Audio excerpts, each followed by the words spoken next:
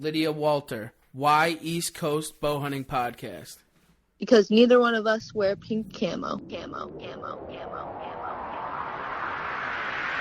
Coast Bowhunting Podcast. 4, 3, 2, 1. Look, man, I'm from Wisconsin. I listen to the East Coast Bowhunters because you don't get anything more real than these guys. Because East Coast Bowhunting sets the standards for keeping its listeners informed on everything that matters in the hunting industry. It's nice having somebody, local and represent the East Coast boys. The East Coast is going to saddle up. Number one source for slaying whitetails on the East Coast. Well, you might see Jesus if you actually do something, it'll get you into heaven. Why East Coast? Why not? I'm East Coast, baby. That's how we roll. Chew on that. Come on the show, a stranger, and you feel like one of the boys when you leave. Because I get my hunting camp anytime I want. There's some absolute monsters roaming the East Coast, and I think it needs a little attention, so why not bring it to the East Coast Bowhunters Podcast? Man, because East Coast is a tight-knit crew, and y'all like me. Raw, real, no bullshit. Because you guys are hometown boys. I love you guys. East Coast Bowhunting Podcast. This is Kurt Geyer with Working Class Bowhunter, and East Coast Bowhunting Podcast is the only hunting podcast I'll tune into. What's up, y'all? No. Don't go. I know we look hairy and scary, but we love bow hunting just like you. Come in. Here, have a beer. Let's talk there. I'm your boy D-Rock, and this is Trev and Ryan. And we are here in Slave Studio in Coventry, Connecticut, hiding in the mountains of God's heaven. Today's episode is brought to you by Shabine Brewing, the Hunter's Beer. 100 Demons, East Coast hardcore music known worldwide. Trev's Euros for all your Euro mount needs. Encore Targets, the self-healing target, easy on your pockets. Meyer Trail Cameras, who's on your hit list. Outright Hunting Products, the Morph Pro is the last bow hunter you'll ever buy.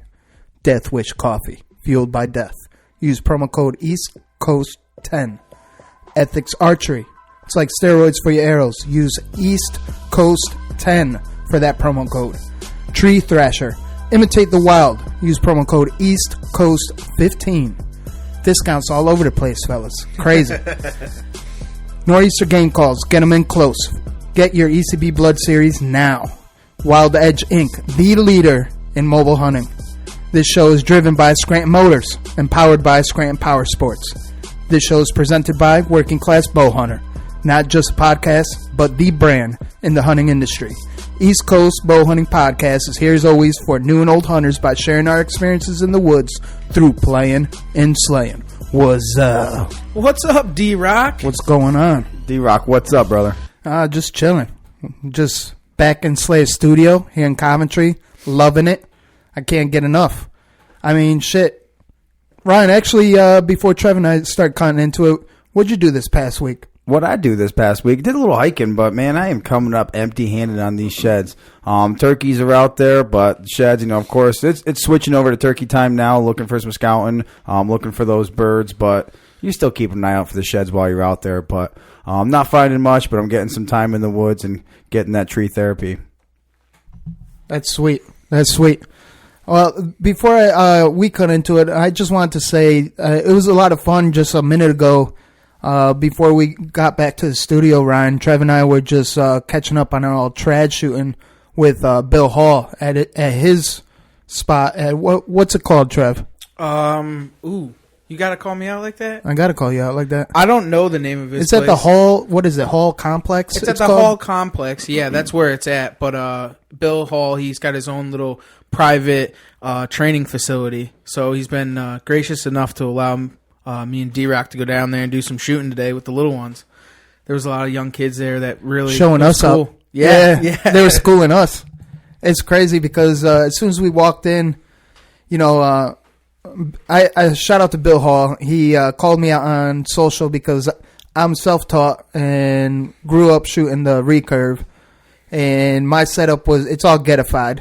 So I posted a picture because we got the Coscob Trad Shoot coming up in April 28th. And I posted a picture because I've been smacking them, And Trev and I have been kind of competitive going back and forth. Actually, we catching up with our earbuds. We're just talking and shooting our trad bows at the last light of the day. And oh, yeah. Remember it was that? For like an hour and a half. Dude. Yeah, just shooting back and forth, just bullshitting, cracking beers, and responsibly shooting in our backyards. Shooting the muzzy blocks, dude. Yeah. Shout out to Mikey at Coscob. Yeah. It was kind of funny. We were like, I would shoot a muzzy block or whatever, and I'd send D-Rock the picture, and then he'd be like, "Oh, wham! Oh, second shot, I got one." And he's sending them back, and it was fucking fun. We shot in the backyard for like an hour and a half, but we weren't even together. Shabby. But no, this week's been crazy. I got on a hammer shed today, dude. Did you guys see that? Saw it, man. Yeah, I actually ended up getting two. Went into a property where I recently just got, and I was really excited. It was it abuts some trust land and this, that, and the other thing, and I was able to get in there, and I did some hiking around, and I found one shed, and it was actually kind of like your broken buck, and it actually broke off its antler. It wasn't a shed; it was actually a broken antler in this one field, and I was all pumped in this, that, and the other thing, dude. It was fucking crazy. And then I turned around, and there's this just beautiful 5, man. It was just 5 drop, and it was just sitting there, dude. And it was fucking badass. It's probably my biggest one to date, to be honest. Oh, really? Yeah, I think that's cool. You think that's bigger than stickers? No, maybe not bigger than stickers. It's a good shed. Hell yeah, it's good. Yeah, bone. I was so excited, dude. Depending on the spread, cool. I told you that's probably like a good 130s. Yeah, you know what I mean. Yeah, it's a good fucking find. And that 130s is a good buck. Oh yeah, absolutely. And that looked like last year's shed, right, Trev? Yeah, it was sitting in the field, actually, in this old field. It was all like like that tall grass. Was it old? Yeah, it was definitely old. Well, maybe. I'm sorry, I was getting all pumped up about it.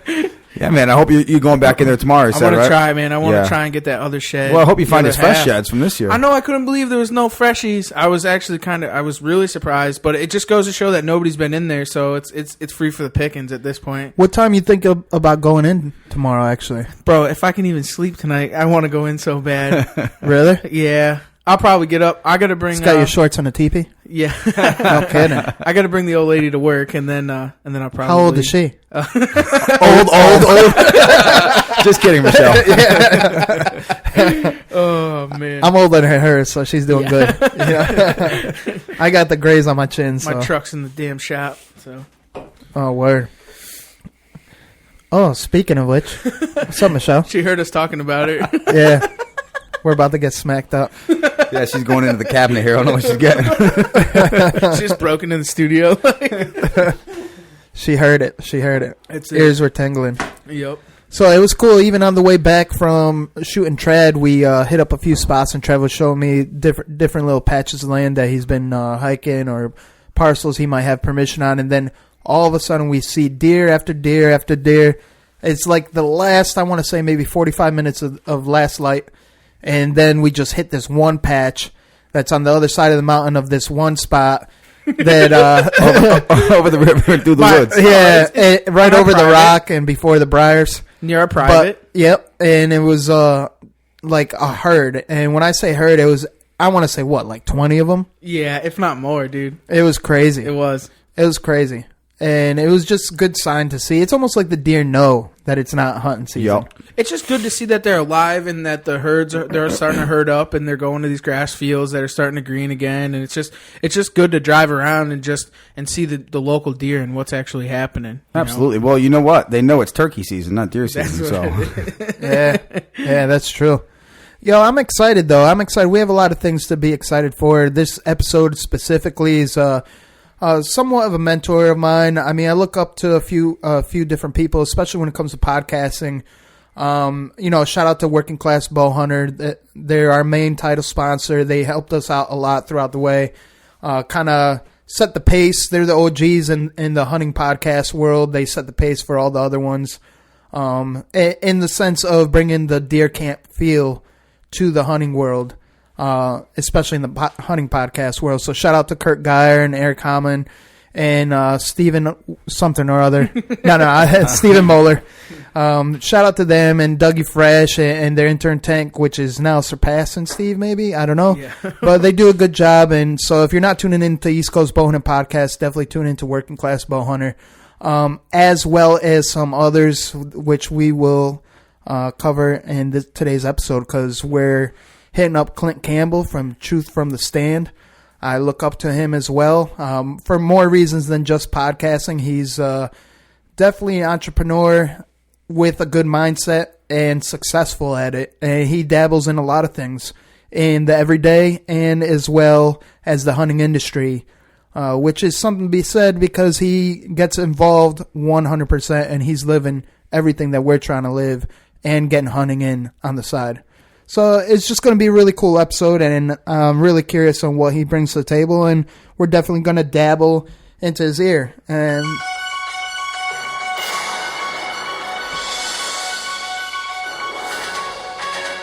Welcome back, my fellow Slayers, to the weekly Whitetail News with Ryan the Porn Star.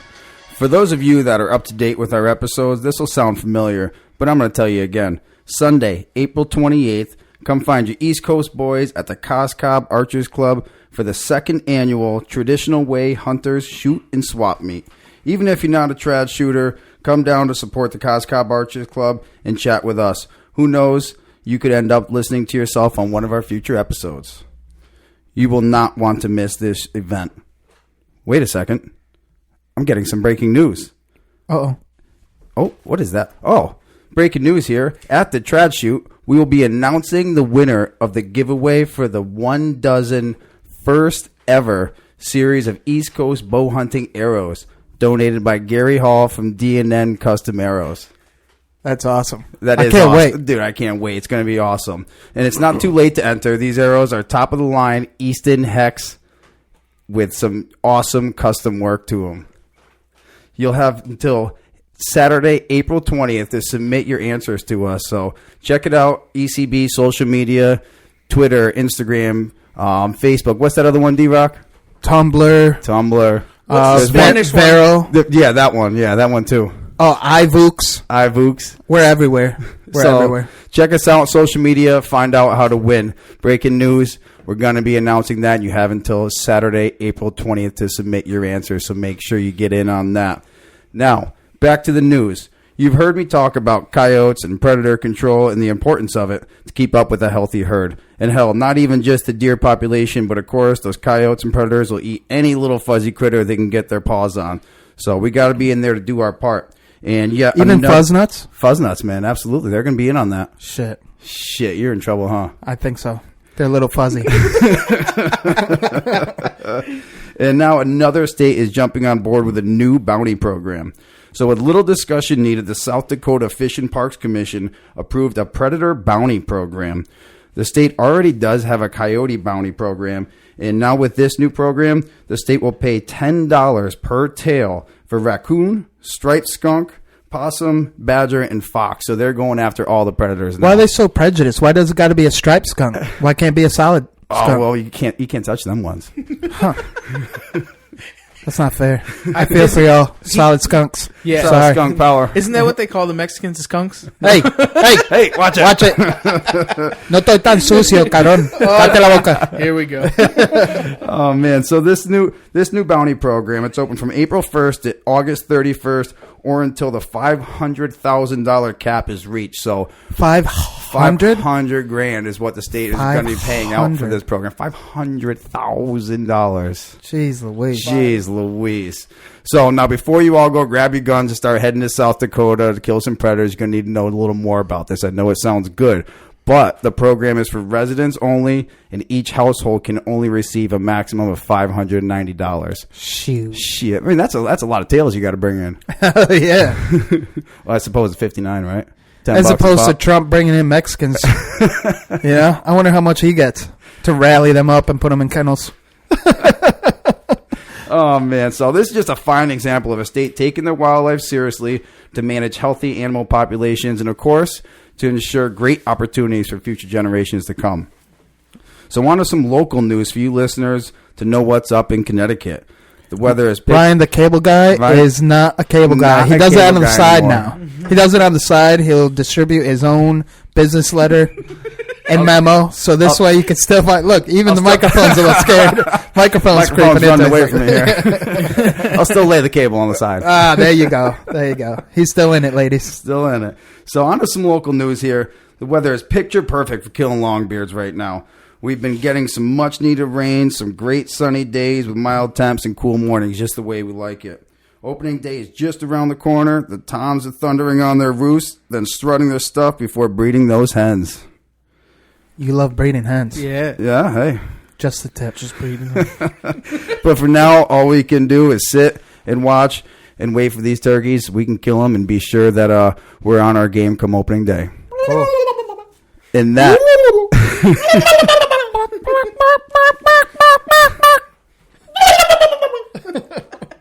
And that is your weekly Whitetail News brought to you by Ryan the Porn Star. And as always, send your news.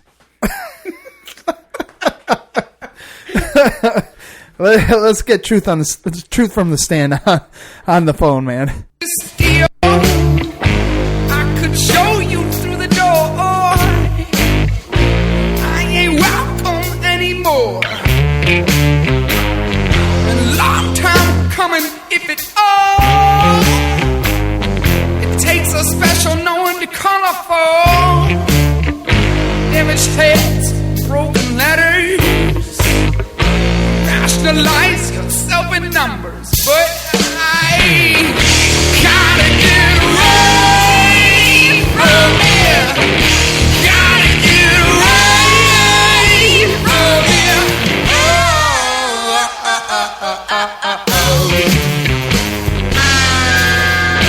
All right, so we're back with Clint Campbell from Truth from the Stand. Welcome to the studio, Clint. How you doing, man? I'm good, man. How you fellas doing up there in CT land? We're doing just dandy. We're doing good. Just dandy. The question for you fellas: y'all got your poison for the show? Shabby. I thought you were never gonna ask. That's one thing. That's one thing I kind of feel neglectful is I didn't ship out any Shabine for you, man. I'm gonna have to do this. Yeah, I'll do that this week for sure. For sure. There you go. There you go. Because it is barbecue season, you know. So. Hell yeah, you're right. You're right. Well, what kind of beers are you into, actually?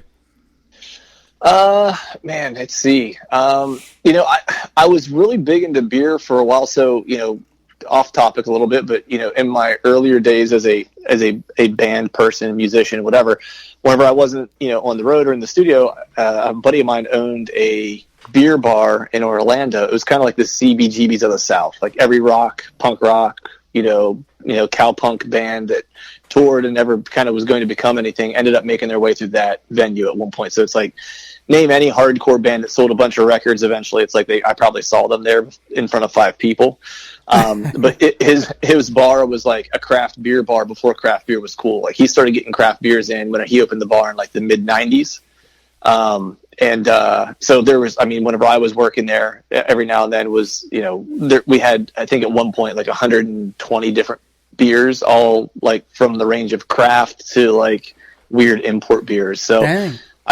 So I've had an opportunity now, not nearly as much craft as there is today, of course, because now like it seems like every stoplight has its own beer at this point, but it wasn't quite as widespread then. But I think my favorite beer that I've ever had was a Hercule Stout. Oh, okay. And, yeah, have you ever had that before? Yeah, it's more like an imperial, right? Yeah. It's really weird because it's dark, but it's super light and creamy. And it it's packs really weird. a punch. And then, yeah, it totally packs a punch. And like for whatever reason, we weren't able to get it anymore. I don't know if like they were stopped importing it. I forget exactly where it came from. I want to say it was like. Was it Brazil or something like that? For some reason, Brazil stuck in my head. I don't want to say the wrong information. I don't remember, to be honest. Okay, yeah. So that was probably one of my favorite beers. But I was a big Chimay drinker. Chimay Blue was always my favorite. And then, so that was like if I wanted to have a good beer. But if you look at my refrigerator now, it's it's Pabst Blue Ribbon is what's in there now. So the good old Pabst. Yeah, we all need water breaks from time to time. So. You got to reach for that PBR. Well, it's like I acquired a taste for it just because when you're in a band and you're on the road, it's like wherever you're at, like the venue's just going to give you like 2 cases of Pabst, and that's what you're going to get. You know what I mean? So it was that, or they would give you like. You can either get 2 cases of that, or you could like each get 2 drink tickets and get like 2 good beers. And so we'd usually just opt for the 2 cases of the cheap beer. So. Oh yeah, that's the way to do it, roadie style. Yeah, exactly. So, let's kick it off right, man. For our first-time listeners just tuning into this episode, and our listeners who may not know, I don't know how, who you are exactly, but tell us who you are, where you're from, and where we can find you. Cool. Yeah. So I run as you mentioned at the beginning, I run the Truthful from the Stand deer hunting podcast. I hail from the Northeast, not as far north as you fellows, but the Philadelphia area is where I live currently. East Coast. I grew up East Coast. That's right, man. I grew up in South Central Pennsylvania. So I was, raised in rural PA, and then, after touring or after music and finishing my degree and stuff like that, my wife and I ended up moving back to the Philadelphia area because we had lived in this area previously, and this is where we decided to raise our family. I did do a stint in Orlando, Florida for going on close to 10 years, and that was really where the band stuff was at, and I was working in recording studios, and it was a different life. It was super cool. I did everything I ever wanted to do in music except make a pile of money, which most people don't get a chance to do that. But, it just kind of ran its course, and we ended up moving back to PA. And, during those 8 years, I pretty much took a hiatus from hunting just because, anyone out there listening or you guys, when you're a musician or you're going after something like that, those passion kind of careers, if you will, you have to be all in, otherwise you just don't stand a chance to, really ever get a break. And so that's kind of how I was. I was very, single track minded and focused on one lane. And that was pretty much from, dark to dark. I was doing something in music. So for those years, I really didn't get a chance to hunt much. Did do a trip to Alaska at one point to do a bear hunt, which was really, really the only hunting trip I took. That was super rad. And then moved back to PA, and one of the reasons why we chose to come back to PA was I was really looking for, Pennsylvania is not known to have great deer hunting, of course. It has a great deer hunting culture. The animals, the critters in the state are getting a lot better based on some, the controversial antler point restriction stuff. But they do seem to be working. And I think just, more people being mindful of, and having different goals in terms of why they're hunting, and not necessarily just putting bone on the wall or meat in the freezer. Everyone has different types of goals. So it seems like people are willing to pass more deer, which is good if that's what you're into. And if you don't want to pass deer, then don't. But it seems like all those things in combination are making Pennsylvania a better place to hunt. And it was just a place that I wanted to raise my family. Because it's one of those things. I know how to raise a family in Pennsylvania. I don't know that I would know how to do it anywhere else. Yeah. Amen to that. So where can we find you on social media platforms? So Instagram, I'm active there, Truth from the Stand, and then Facebook as well. I'm not as active on Facebook. I'm on there once in a while. I will respond to messages and stuff, but what I post on Instagram basically just goes to Facebook, and then you can find all the podcasts and stuff on all the normal places where you find podcasts, and then I put every podcast up on YouTube as well. So all the usual culprits. Cool, man. Yeah, nice. So let's take a little rewind and let's go back in time a bit. Can you take us back? And who got you into the woods, Clint, when you were younger? Yeah, so, my dad for sure was the biggest influence on me, but I really come from a family of people who were always kind of in the outdoors for the most part, with the exception of my dad's dad. So my grandfather on my dad's side really wasn't much of a hunter. I think my dad said he took him hunting one time, but all his older brothers hunted and stuff like that. So it was just one of those things where, my earliest memories of, if I get in the Wayback Machine and I try to remember, I can have the first memory of when I was 5 maybe. And I remember my dad coming home with a turkey, and then from there on, it's just hunting and being in the outdoors was always a thing. I grew up on a farm partially, during that period of time. And then my grandfather, 2 of my grandfathers had a farm. So it really wasn't ever a question as to whether or not I was ever going to hunt. My dad, though, has definitely been the biggest influence on me as far as how I hunt and why I hunt, especially as I get older. It was, as a kid, you're kind of into hunting, you're kind of not to. I mean, it was a birthright in Pennsylvania. It's like, so I was into the idea of hunting, but I really didn't understand what it was, what it meant, or how to do it. Really, you're just out enjoying your time in the timber with your old man, or, and he's enjoying showing you tricks of the trade and stuff like that. And it's just, more bonding time more than anything. And I killed my first buck, and I was probably 14, I think, which, I mean, I remember my dad just kind of laughing. Like, what'd you use, if you don't mind me interrupting? Yeah, sure. So that was a 270 Remington. Oh, okay. Bolt action. Yeah, that was because my dad wasn't a big archery hunter. I mean, that's pretty much all I do now. But growing up, my dad was more of a gun hunter. He does like to go hunt big game out west and stuff like that. He did hunt some traditional, like with a trad bow and stuff. But I usually didn't hunt with him when he would do that. He would basically take me out gun hunting. But I remember I killed that first buck, and it was down in this hollow. And he heard me shoot, and it was pretty early in the morning. It was like right at daybreak. And so he didn't come over, like, he was in like 2 hollows over. And so he didn't walk over because it was super early.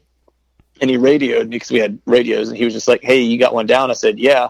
He said, "Okay." He's like, "Well, I'm going to hunt here a little bit just since it's first light, and then I'll come over and help you." And he was kind of laughing on the radio because he just thought it was hilarious that his boy just killed his first buck.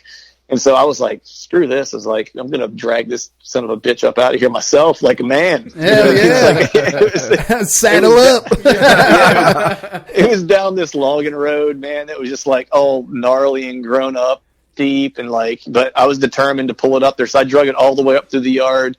I backed his truck out. I threw it on the bed so I'd have a chance, so I could actually reach up to the rafters in the garage. And I had it hung up there and started skinning it out. And he walks up, and he's with my uncle, because they were like, how old were you again? I think I was 14. Oh, okay. Nice. Yeah. And he radios me. He's like, "Hey, where are you at?" He was like, "I'm over here in this hollow." We called it the big hollow. He's like, "I'm in the big hollow. Where'd you go to?" And I was like, I drug that deer out of here. And he thought it must have been like a small deer for me to drag it out. But it was, I mean, for me, it was a big deer as a 14-year-old. It was a 6 point. It was a nice deer. It was probably a 2-year-old maybe, Nice. That's a good first deer. He gets up there. He's like, "Hey, I'll give you a hand trying to get that thing up and get it skun out." And I was like, "All right." So he gets up to the house, and he walks in with my uncle, and I've already got it hanging from the rafters, and like half the skin or half it's tied down its back or whatever. And it was just like one of those things where I'll never forget. Like, he just kind of started laughing and looking at me because I was doing a butcher job on that skin job, man. It was like Texas Chainsaw Massacre up in that piece. But I think he was pretty proud that his boy was just, all hell bent on doing it himself. And it was his first, buck, and was wanting to take care of it, and be part of the club. So, that was really how I got into hunting. It was a lot of small game. I lived in the country, so I'd come home from school some days, and I would just grab a shotgun and say, "Hey, Dad, I'm going to head out back and hunt," because we had a back 30 that we owned, and my grandpap owned some property that was near us. So I was always roaming on our own land and stuff. And so, I'd hunt for an hour or two after school or whatever, grouse, rabbits, squirrels, turkey in the fall and stuff like that. So, that was really kind of how it started. I mean, my dad, though, was always big on, he always made sure to make sure that I understood that it wasn't about the end result, and it was about the process.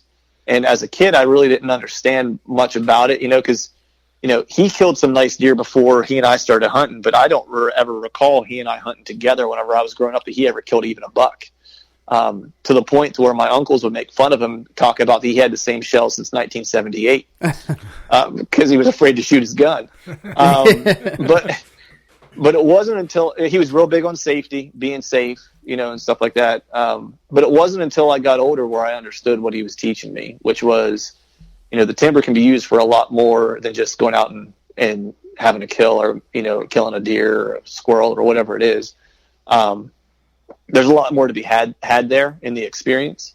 And that's really what he was trying to teach me then. I think for him, it's like, if I ever became a diehard hunter, then that was great.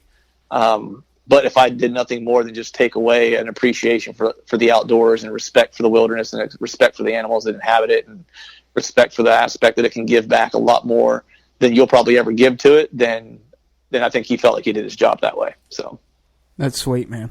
That's sweet. Yeah.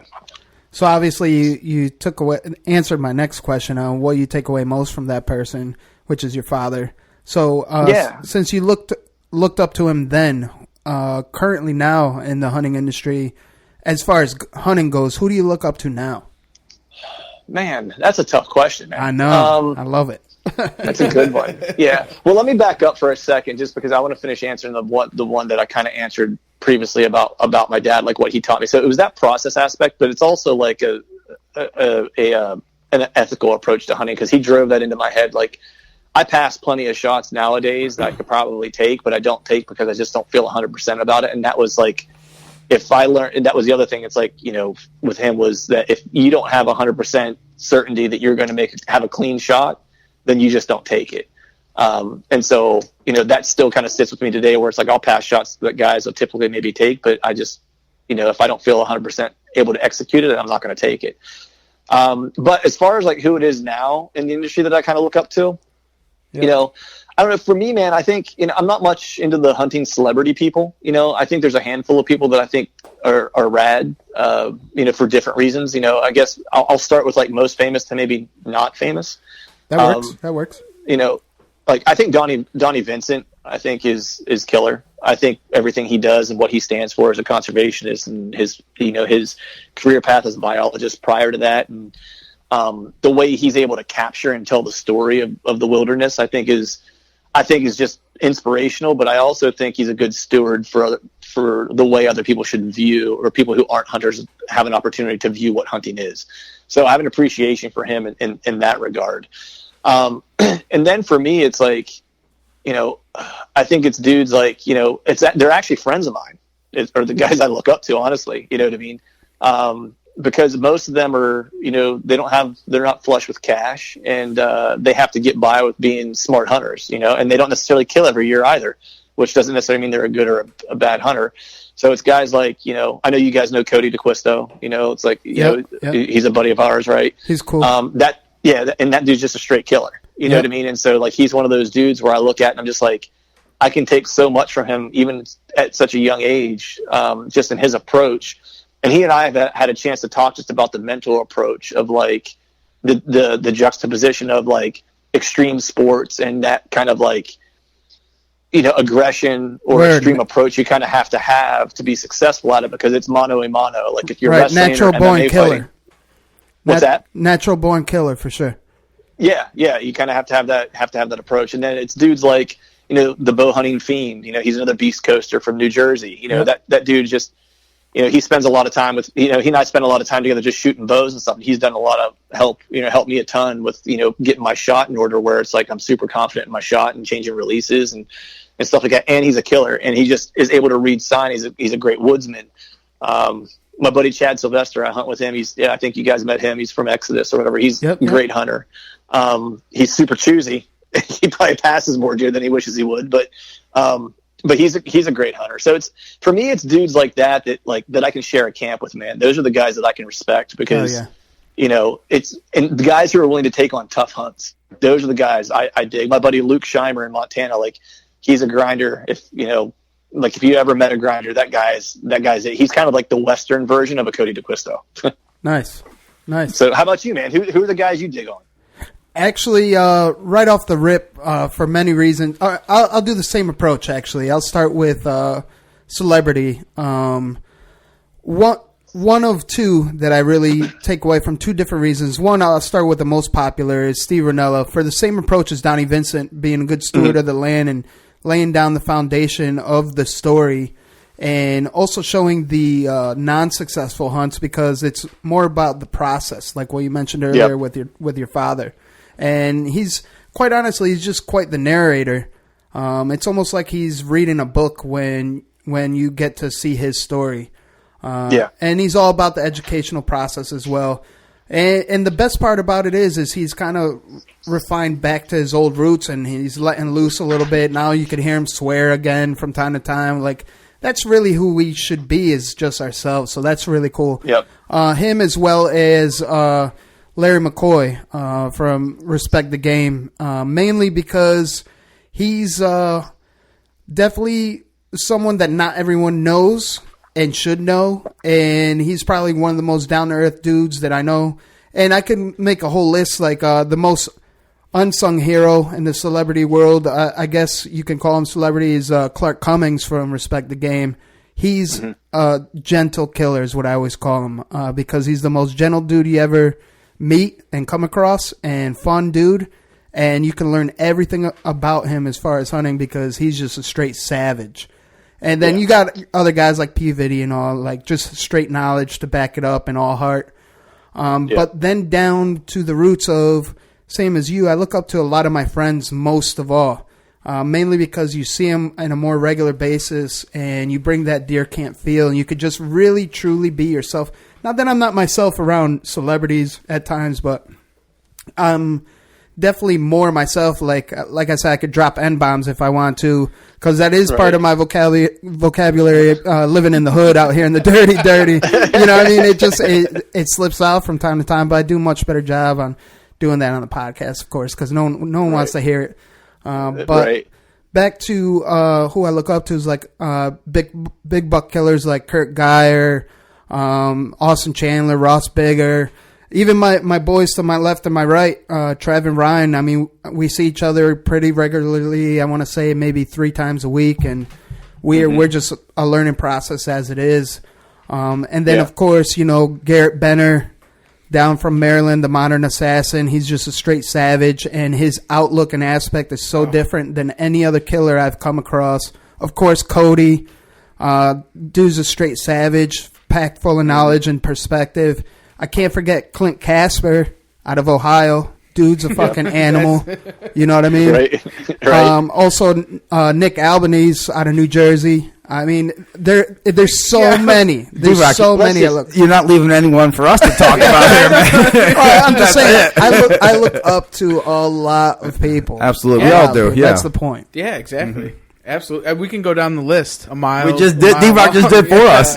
No, my list is pages, but yeah. I mean, that's the thing, man. I mean, like when you have a good group of dudes, you know what I mean? Like I feel fortunate, that I don't remember who I was talking to, but I was like, I just feel lucky. I was like that I have a group of guys that, you guys, all the guys we just talked about, my buddy John, who hosts the podcast with me. It's like, these dudes, Johnny Utah, shout out to him. Yeah, Johnny Utah, man. I mean, it's like guys. Whenever I'm seeing something in the timber or whatever that I shoot a text to or a picture of something and say, "Hey, man, what do you think about this?" Or this is how you know, like they're your boys, right? This is the telltale sign. The group of guys that you're willing to share GPS locations with to say, "Hey, look at this terrain feature. What do you think?" And they're not going to go hunt it. Like that's the list. You know what I mean? And that's all the guys that I mentioned. Like that's who they are, man. It's like, I'll share pins with like Chad all the time saying, "Hey, we'll be hunting Ohio together." And I'm saying, "Hey, here are 5 spots I want to go take a look at, or 5 spots I looked at and I saw this, this, and this. What do you think of these terrain features?" And he'll give me feedback on it because look, he reads topo better than I do. Yeah. You know what I mean? So it's like, I'm looking to try to get as much info as I can. Man, I'm not too proud to ask for some help. You know what I mean? Like that's part of the game, man. Is learning, figuring it out, and evolving with it. And it's like if your boys can help you do that, then awesome. Hell yeah! Even like Boneyard from sorry, no, go ahead. Even Boneyard from Wild at Jink, he's packed full of knowledge as well. He's definitely slayed probably the most deer that I know personally out of any people that I know firsthand, and just stupid shit that he'll drop down as knowledge. Like as far as like if you. He walks in with a spotlight, right? Sometimes, and going into the stand, and if he tends to run into a deer, right, he just keeps the spotlight right on him because that slogan, deer in headlights, they just stay put and they don't know what the hell to make out of it. So you got to think like a deer. So he just keeps the spotlight right on them, and he keeps on walking. Because the deer's not going to know what the hell's going on. And he just keeps on going until he gets to a spot where he can just be out of sight and just turns off the light and goes about his business without spooking them. Just stupid stuff like that. It's just really cool. Yeah, man. It's my you want to know what my secret weapon is? What's that? So my secret weapon is, so I used it one time this year, and this is just how cool people are that people that you see or you read about or whatever that it seemed like maybe that you can't talk to him or whatever. But so I was hunting the swamps this year, and it was the first time hunting swamps. And I was having a rough time kind of trying to figure this piece out, because I had a couple really good deer in there that I was after, and I was screwing every hunt up, and I just wasn't able to figure it out. And so I'm sitting in a tree the one day, and I pulled out my phone and I was looking through, and I was like, man, I need to talk to someone and see if like what I'm missing or whatever. And I came across the name Dan Enfault in my phone, and I was like, oh yeah. I was like, I'm gonna text savage. Dan. I was like, I'm gonna text Dan real quick and see if he'll actually respond to me. So I texted him like, hey Dan, like, what's up, man? I was like, I'm hunting this swamp that we talked about, the last time I had you on the podcast. We talked off air or whatever about it. And I was like, this is what I'm seeing. I was like, man, I feel like I'm always in the wrong spot. And he said, where are you at? And I told him where I was at, and he asked for a couple other pieces of information. And he said, did you look at the first transition in? And I said, I looked at it. I was like, it didn't look that great. So I kept going. He's like, on your way out, scout the first transition into the swamp. I said, okay. I went on my way out. I left with just a little bit of light left so I could see. Went back and just tore up with rubs and sign everywhere. Like, he didn't have to look and see a map of where I was at. I just texted him a few pieces of info, and he was like, your deer are over here. You should check it out. That's insane. Deer guru for sure. That's like exactly. Like Garrett Benner. He was up for the past weekend, and he was at my house, and I was like, hey man, we want to go. He's like, I want to look at some of the deer woods while I'm up there. I was like, all right, cool, man, let's do that. And he takes out a topo map, dude, and just starts pinging off areas. He's like, we gotta check here, we gotta check here, we gotta check here. We go to one of the pins. There's a deer bed right where he said it was, and it was just crazy. And then just his outlook on it, and it's so different than anybody else, and being able to bring him there and him show you and be like, all right, when the wind's this, and it totally puts everything so much more in perspective, like what I was fucking up on, And it's crazy how those killers, those blood-borne killers, can really, just pinpoint it right on a map. It's disgusting. Yeah, exactly. I'm not anywhere near that, man. It's like, I mean, I can scout and find some areas, and I'll find a bed once in a while, but it's like, man, finding beds for me is just like, it's finding a needle in a haystack a lot of times for me. You know what I mean? It's like, I'll find them once in a while, but I'm definitely not an ace at it like some of these guys are. Like, I know, like Dan, or the buddy you're talking about, and those guys get on beds religiously. One day I'll just keep learning, and hopefully one day it'll click. Yeah, you just stumble on them and you're like, oh yeah, all right, this makes sense. But then you couldn't find it again if you wanted to somewhere else. Yeah, man, if I don't mark that thing with the GPS pin, dude, I'm lost. I'm done. Exactly. So, let me ask you a two-sided question. Sure. What were your hunting goals then versus your hunting goals now? If that makes sense. Back in the day versus more recently? Yeah, bow hunting. Yeah. And that's primarily what you do is bow hunt, correct? Yeah. Okay. All right. So, I mean, I think, so I'll go back and just say, like, just several years ago, right? Okay. Like, we'll just say even 5 years ago. All right. I think 5 years ago, my goal was really just to try to kill a decent deer. And that's really all it was. You know what I mean? Like, I really didn't put much more, I shouldn't say effort into it, but like, my knowledge base wasn't going to allow me to go beyond that. You know what I mean? Like, I was hunting a lot of family private property that I had hunted a lot of years. So I kind of knew it, so I could put myself in position to see deer and stuff like that. And that lasted, that was 5 years ago, let's say, like, cause I would say in the past 5 years, I started making like a pretty significant transformation as far as like, from like guy who bow hunts and is a bow hunter, right, who loves it, to guy who now is like ate up with like the strategy of it and is kind of chasing like a different high, if you will. You know what I mean? Is maybe one way to put it. Yeah. So where it's like, I went from that to, targeting a specific deer. And I did that for like 2 seasons. And that was rewarding because I learned, you want to talk about accelerating like your learning curve in bow hunting, at least in my opinion, is try to hunt a single deer until you get an opportunity to kill him, or until you kill him, and watch the lessons that he teaches you. Because that deer, over the course of those 2 years, I had, how many? I guess five encounters with him in the tree.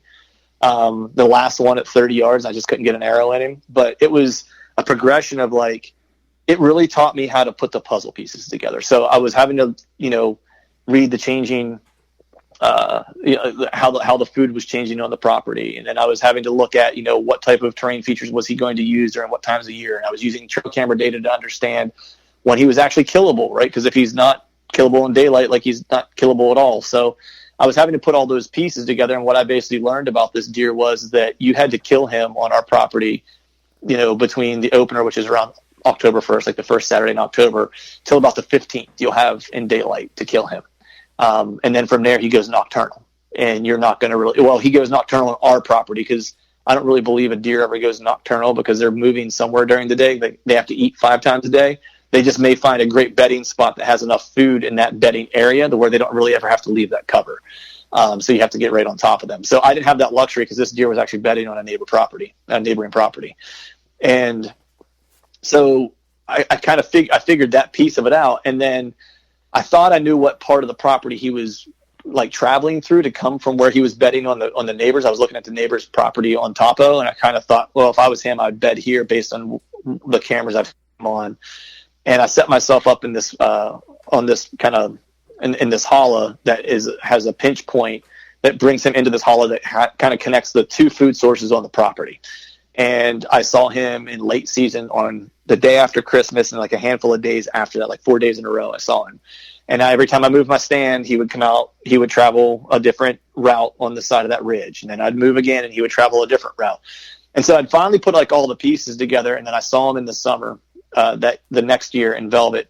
And I kind of had figured him out. And I told my father-in-law, I was like, I'm going to kill him on the first sit this year. And sure enough, I had a great high pressure day, which was the opening day, had a nice temp drop. Got into a tree, and I was in the tree just probably 2 hours, and he came by with a group of deer. Now, the only thing I didn't bank on was him coming through with a bachelor group. He was still bachelored up, which was odd, but there was a spike that kind of came up underneath my tree. My wind shifted. That spike caught my wind. He didn't spook. He just turned around and walked away because he didn't like something. And then the deer that I was hunting turned around and followed him out. And I needed 5 more feet to get a shot at him.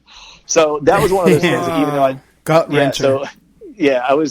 it was one of those things where I was in the tree, I was pissed. But I reflected back on it after time. Like my buddy ended up killing him in gun season a couple months later, he was a great deer on that property for Pennsylvania. He was a 4.5-year-old, the first 4.5-year-old I ever remember seeing on that property. Wow. And he was a weird 7-point, but he scored like right around 120 inches as a 7-point. So he was a pretty decent sized deer. Yeah, that's a good boy. Yeah, especially for PA, 7-point. That's take that all day. It really it taught me a couple things. One, it taught me kind of how to better read the intel that I was getting from all the different kind of pieces I could pull together. But what it did more than anything was it gave me confidence to know that whenever I'm seeing things, to trust what I'm seeing. And I feel like a lot of times in hunting, it just comes down to because the next thing. So to go now to more today. And evolving is now I pretty much predominantly hunt all public land for the most part. I think I did 3 hunts on family property last year, and it was really just because I was passing through my hometown and stopped over for 3 days to hunt one of the family properties on my way to Ohio to hunt public. And so now it's now it's a mature deer on public land.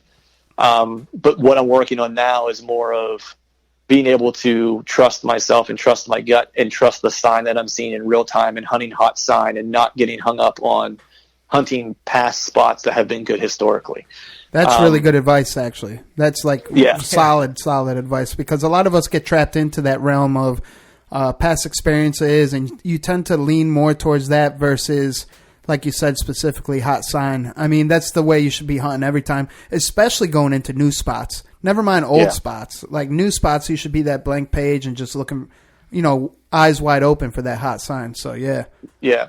And that's kind of like my metamorphosis, if you will. Yeah. And that's kind of where I'm at now is starting to try to trust myself with that. Because I guess it was 2 years ago, I was in Ohio and I did that. It was the first time I was on this piece of public land. I scouted it in August, and then I went out to hunt it in November, and I found some hot sign, and I thought I was in the right spot, and I saw bucks every day, and I ended up arrowing a nice Pope and young deer on the third day day there, and that was kind of like the eye opener for me, where I was like, okay, but the challenge is this, man, is that doing the hunting hot sign just means like there's more work to put in, because you're not just going to walk into the timber and climb into your tree. Like you got to kind of walk into the timber and, you think a spot might be good. And so you maybe go there because all your scouting intel tells you that this area might be a good spot. Right. And so you go in there and it's cold, that means you're moving on to the next spot, which means you might have a mile hike, a 2 mile hike to get to the next spot that you think is going to be a good spot based on all your scouting, either the previous season or the past winter, like looking at rut sign and stuff. So, you just have to be willing to put in the work, because it's definitely more of a workman oriented kind of hunt. I mean, if you listen to guys like Cody or Zach Farrenball from the Hunting Public, it's like, that's how those guys are getting on good deer, on mature deer, and killing good deer, is they're hunting hot sign and they're going where the sign tells them and not getting married to spots. It's your best tree is your next tree. That's kind of the philosophy. Yeah, I definitely agree on that for sure. So let's take a little break from the hunting talk, and what does Clint? Shabby. Oh, sorry. Just so you know, we are sponsored by Shabeen Brewing. That's why we do that. Every time we crack a beer, not that we're obligated to, but it's just nice to shout them out every time. Dude, I like it. It fits, man. So, what do you do for fun, man, aside from hunting? Like your off time, if you're not shooting your bow and it's not hunting correlated, what do you do for fun?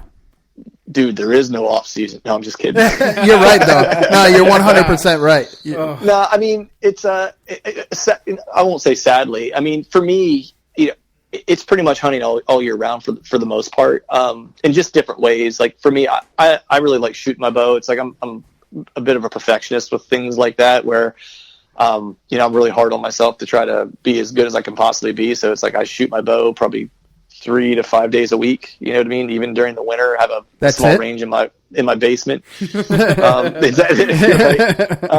And I'm always tweaking my gear and stuff like that. You know what I mean? So that's kind of like one of my hobbies.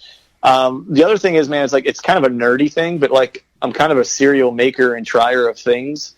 Nice. So I run the podcast, which of course is kind of a hobby, which I spend a lot of time doing that. But I started a coffee business on the side. There we go. I was trying to lead you into that. Can we elaborate on that? I figure, yeah, sure. So, the name of it's Skull Brew Coffee Company. It was one of those things that, the whole story behind it really is like I wrote an article for Quality Whitetails, and I'm pretty decent friends with a couple of the guys from there, and we were talking about hunter recruitment, and we had them on the show, and we talked about how hunter numbers are dwindling and dropping by like 30% over the past like 5 to 10 years roughly, and I really took an honest look in the mirror and had to look at myself and say, am I doing as much as I can possibly do to help hunting and to support this lifestyle? And the answer honestly was no, I wasn't. I pay my dues to like some nonprofit organizations every year that I support, between QDMA and RMEF and BHA and things like that. But I was like, is that all I can really do? Right. And the answer was no. So I actually ended up finding a friend of mine, short version is that he's never hunted before and took him turkey hunt for the first time last year. I remember that actually. Yeah. And he had a great time, and it was really rad to introduce someone who was an adult that can then afford to buy a license, take himself hunting and stuff like that, and really kind of impact the hunting numbers that way. But then also that household will always be hunting kind, if you will. Yeah. Going forward. So I did that. And then again, I kind of looked at myself and was like, am I still doing as much as I can do? And the answer again, I had to answer no. And so what I wanted to do was figure out a way that I could continually give back to something that's given me more than I could ever give back to, which is the outdoors and hunting. Because for me, as I was talking about earlier, like the whole idea of the process that my dad kind of taught me has come in handy just in terms of like, life's a rat race, man. There's a lot of stresses and there's a lot of pitfalls you can fall into. And, look, without going into crazy detail, I've fallen into plenty of my own, that I spent, years trying to claw out of. But the one thing that was always non-judgmental and was always there when I needed it, to either listen or to beat my ass, because Mother Nature can be a cruel bitch. She doesn't care how poor you are, how much money you have, whether you're black, white, purple. She doesn't care. She will kill you just the same, or provide you the opportunity of life just the same. And it was that kind of leveling of the playing field that the outdoors provided for me when I probably needed it the most. And so it became a place of therapy. and a place to kind of go and work things out in my mind whenever I needed to. And so it was really important to me. So I wanted to try to figure out a way to do something on a continual basis to support that and make sure that it's around for other people to enjoy, long after I'm gone, hopefully. So I decided, just instead of like continuing to pull money out of my wallet, which I'm essentially still doing, but in a different capacity, it's like there's only so much I can take from my salary. I was like, why don't I use my skill set as a marketing and advertising person, which is what I do for a living, and strategic kind of business development, and use that and put it toward creating a business which its mission is to give back 10% of all the net profits that we make from it go back to supporting various nonprofit conservation organizations. That way, on a continual basis, I'm able to give back something which I wouldn't be able to do maybe on my own just out of my salary. So that's kind of the idea behind it. And we have a couple different roasts. We have a new product coming out in probably the next month, and probably another 1 or 2 this summer. So it's been a learning experience and been super rad. And I've had we've had a good response and a lot of kind words. So really kind of digging it. Shabeen. And cheers to that. Cheers to that. For sure. Salud. Thank you. Yeah. So it's been cool. So check it out if you dig coffee. Hell yeah, Skull Brew. We dig coffee. Yeah. Yeah, we're actually sponsored by Death Wish Coffee, and they definitely do a number on their coffee. It's crazy, man. It's some of the best I've tasted out there. I'm definitely going to have to jump on the Skull Brew, give that a shot, and then this way I'd contribute to conservation as well. So man, tip my hats off to you, man. Thanks, man. I appreciate it. It was just one of those things, man, where it's, I was into coffee, and it was just because everyone's always like, why did you choose coffee? And I'm like, well, I was into coffee. I liked drinking it. I liked going to cuppings and trying different coffees. My wife and I would go, when we would travel or whatever, we would go to, we'd find whatever small roaster would be in whatever town we were in, and we would always go pick up some of their coffee to just try the different flavors of the different places we were visiting. And so that's when we were kind of like, you know what? I think a coffee business is what we should do, and so that's kind of how it was born. That's awesome. Yeah, what? For some, I'm sorry. Go ahead, Trev. When you start drinking like Death Wish or whatever, you get an appreciation for coffee because you're used to like cheap gas station coffee, so you get like a real good cup of coffee and you appreciate it. Yeah, Yeah. For some odd reason, I always found the best coffee in Amsterdam at those damn coffee shops. I don't know. I don't know what it was about those coffee shops that I love so much. I just can't pinpoint it. It's weird. And for some reason, I was always hungry afterwards. I just didn't get it. Didn't put 2 and 2 together. They put a bakery next door. It's like Richard Pryor didn't like cocaine. He just liked the way it smelled. Exactly. Ain't nothing wrong with that. Choose his own. Yeah. Oh man, that's funny. That's definitely a good one. So you mentioned, actually, before we go into, you mentioned writing, but before we get into that, let's backtrack a little bit because you mentioned music as well. Definitely, music was a big part of my life. I was always curious. Obviously, I've always been a listener, and actually, before even having the podcast, I kind of, as a listener, kind of introduced you to you and Kevin, actually, from Deer Hunter to Kurt at Working Class, to just try to connect to like-minded people, including Kev. Is just, you guys seem to be on the same page and same level playing field in the sense of what your guys' goals are and how you're trying to contribute to conservation. So that being said, as a listener, I was always intrigued by your show, mainly by your intro, because it sounds original, which I'm assuming you came up with, right? No, it's not actually. It's actually some friends of mine from Orlando called Thomas Wynn and the Believers. No shit. See, that's one question that I always wondered about. And then not only that, like music, how deep did you actually get into it? So, I mean, that was what I did for a living, essentially. It was between the band, working at recording studios. A friend of mine owned a studio, and I was an engineer when I needed to be an engineer, and I would produce some records once in a while for some local cats. I would play guitar on records whenever they needed a session guitar player at times. I would do that. And then when I wasn't doing any of those things, a couple friends of mine owned a few different rock clubs in Orlando. So whenever I wasn't doing one of those things, I would either do sound, or I would book shows and promote shows at different venues, and then I would also bartend. So I was pretty much consumed with music nonstop. I mean, to the point, the band that I built and put together, we signed a record deal and went to LA and made a record and did all that, did that whole bit. I've played shows from, we played a lot of House of Blues and hard rock shows and played House of Blues, very out in Las Vegas, yeah.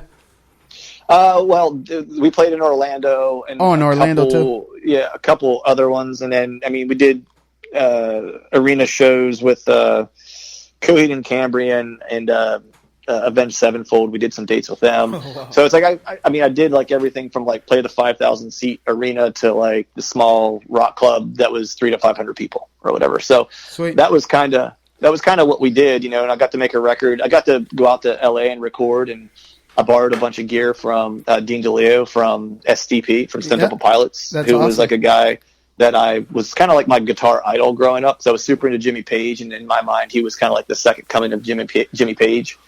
And so, I got to actually meet him and stuff while I was in LA, and actually a really crazy story, and I won't give all the details, but we actually got signed. We were getting signed by Atlantic. We did a showcase, and it was the guy, I forget the guy's name now. He's the guy who signed Stone Temple Pilots, and he flew into Orlando to watch us do like a showcase rehearsal for him. And I had a friend, Steve, who worked at Atlantic that lived in Orlando, and he's the one who set everything up.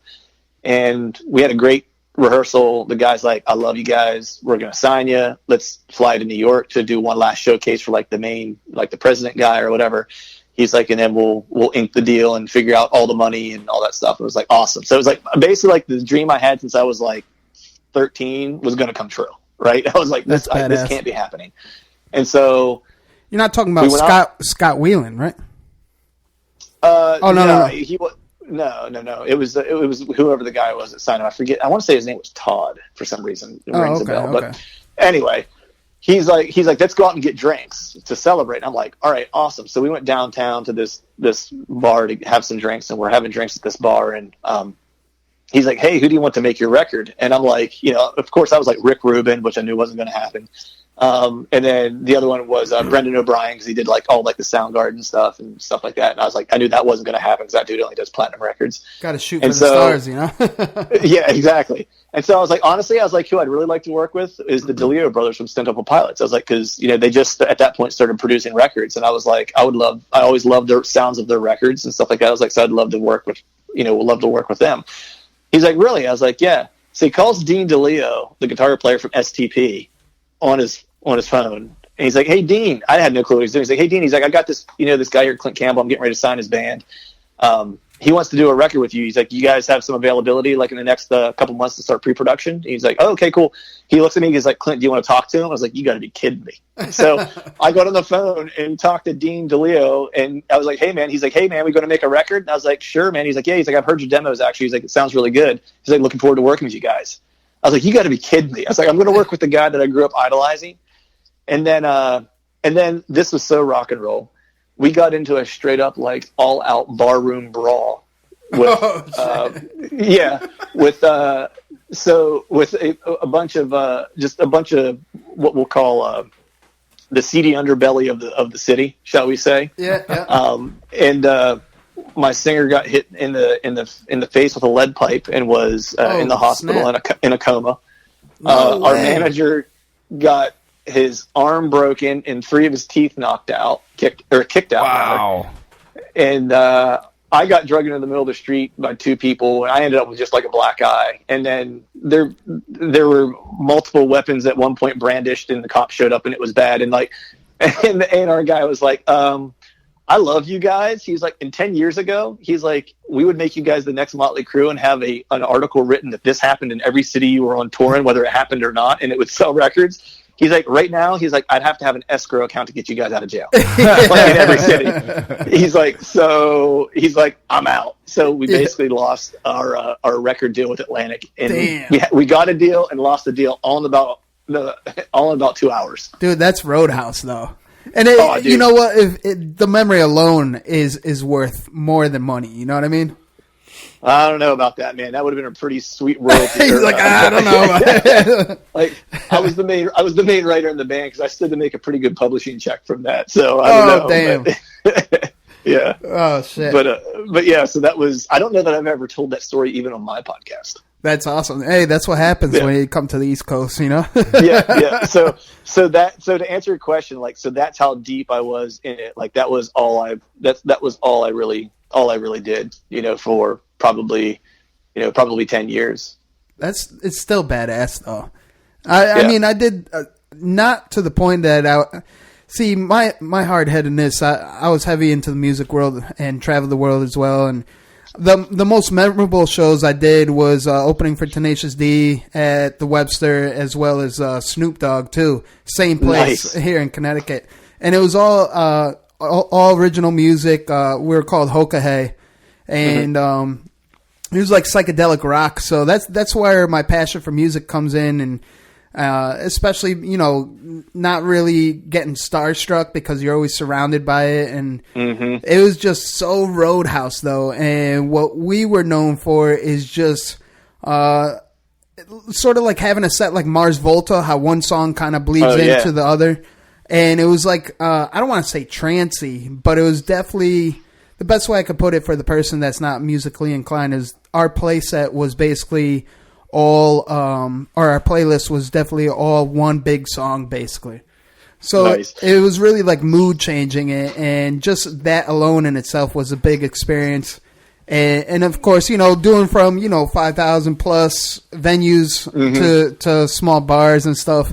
And the biggest response is honestly, for the obvious, you know, big crowded shows, is the small bars would always get so Roadhouse to the point that, yeah, man, they would just throw emotions all over the world and all over the place that it was just crazy. It just gets out of hand.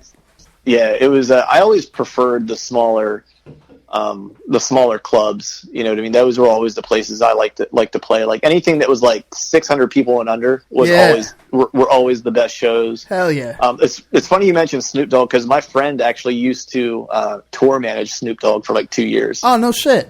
Yeah, that's crazy. He's not as tall as he looks in person.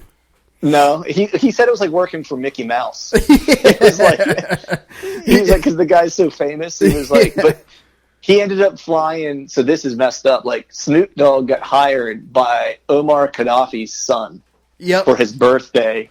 And damn, that's going back in like I want to say 2010 ish. Yeah, exactly.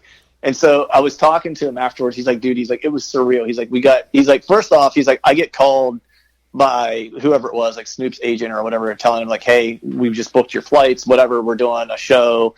And at first they wouldn't tell him where it was at. They just told him it was like in the Middle East somewhere. And he's like, okay.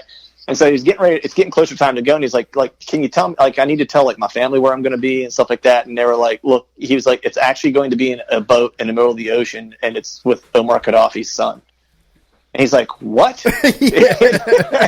And he's like, all right. So he's like, he goes there. So they get there. They get helicoptered into this yacht in the middle of the ocean or sea or whatever body of water it was. And they land. And he said, it was just like just imagine like, he's like the Playboy Mansion, but on steroids.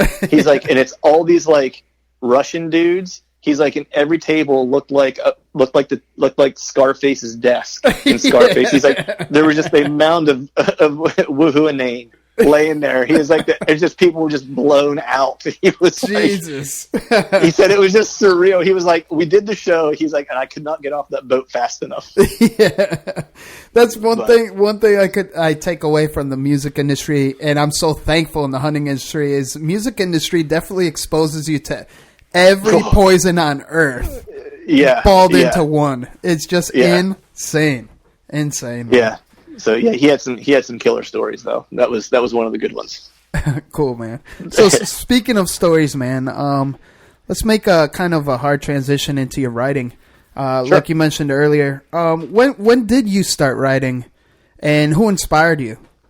So it's weird. So I didn't really start writing for publication until like I don't know, probably 4 years ago when I started the blog, because the blog actually happened before the podcast did. But I would write like unknowingly to people whenever I was younger. So like when I was in the band and I would, I was the main songwriter in the band, I would go through like periods of writer's block. And so whenever I would go through writer's block, I would take time away from the guitar and I would start to paint and I would start to read like poems and short stories, as sappy and as that might sound. But, and that was like where I started like getting a penchant for like cool literature, and I don't read like your normal like BS or whatever. It's like my favorite author is, and now I can't remember the guy's name to save my life. It'll eventually come to me. But yeah, I started reading like, poetry and short stories. And then I kind of put it away for like the longest time. And then I just decided one day that I wanted to start writing. And I knew the guys at QDMA. And I said, hey, I'd like to write an article for you guys. And they didn't know me from anybody. So they're like, yeah, go ahead and take a stab at it and send us, and we'll see if we can use it. And so I wrote an article and I sent it in, and they liked it. And so then from there, it was, I just wrote another one recently, like came out in this most recent issue. And, and I think I have like 3 more to write for them this year is the plan if I can get to them. And then I wrote a pile of articles for the blog, and I've written some for, some brands that I've worked with in the past and stuff like that. So there was really never any set path for writing, really. It just kind of became a thing that happened. That's really cool. And it's cool how you can transition your skills from writing music to, because I mean, honestly, you sound really passionate about hunting itself. So to transition your passion from music and into hunting and then put it down on paper, I mean, that's a skill, and it's nice that you could still go back to the music realm, so to speak, in that aspect. So that's pretty cool. Yeah, it's just drawing from the well of creativity, really, and it's like, that doesn't ever go away necessarily. I do have to admit, though, it's like my wife is like my editor, and without her, it would be horrendous. Like, I'm a good storyteller, terrible with punctuation. Isn't every wife the editor in life? You know what I mean? Yeah, it's like if I didn't have her, I probably wouldn't have anything published, to be honest with you. Oh, man. That's really cool. So what topics do you mainly cover when you write? I'm trying to even remember what the first one was, to be honest with you. I mean, I wrote one that was really about, one of my favorite ones actually, and it never made it. Well, it was something that I put on my blog. Well, to answer your question more specifically, it's all things that I've had experience with. Like, I don't really write anything that's theoretical or fictional or anything like that. It's all from a first person point of view, kind of. My favorite article that I ever had written was after I took my daughter on her first turkey hunt. And it was really kind of under the framework of, and when I took her on that hunt, I was sitting there watching her almost as my dad would have been watching me through his eyes. And I was, my daughter was like maybe 7. It was the first time I was taking her hunting. And so I was imagining what it must have been like for him taking his son hunting for the first time and watching someone that you've helped grow, enjoy something that you care so much about. And it was that kind of like, it dawned on me then, like the lineage and like how important hunting was to my dad, even though he didn't pressure me to do it, and how important it was for him to kind of instill these values in me through hunting, and how I was doing the same thing. And how we've kind of passed that tradition from father to son to daughter, which having a daughter made it even that much more unique and much more satisfying to be able to pass that to her. Because, in raising her, I try to make sure that she's aware that she doesn't have any limitations because she's a girl. And I don't change expectations for her because she's a girl. And so hunting was just another one of those ways to show her a larger life lesson than just the hunt itself. And so it was that kind of like recognition of like what I think my dad was trying to do for me, and that I was happy and proud to be able to do the same thing for my daughter. That's badass. And I think that's like every father's dream for their kid anyways, or mission. Every good father anyways, Yeah, I just want her to have more opportunity and be better than I am. Word. That's the goal, and so if I can use hunting to kind of help teach her those things, or not. Look, she's into gymnastics and viola, and she's into fashion and art and stuff like that, and shoots a bow. and shoots a bow. It's like, she does a little bit of everything, which is like, she's kind of like her old man in that regard. It's like, I have a lot of interests, so it's not a bad thing. It's just, I'm super, I'm super proud to be her dad for sure. Word, amen to that. So, I mean, you're a working class bow hunter, no pun. Yes. What's your day job? What do you do on a day by day? So I work in marketing and advertising. I work in an ad agency.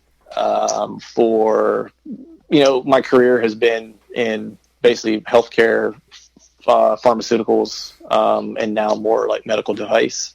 Trauma surgery devices and stuff like that.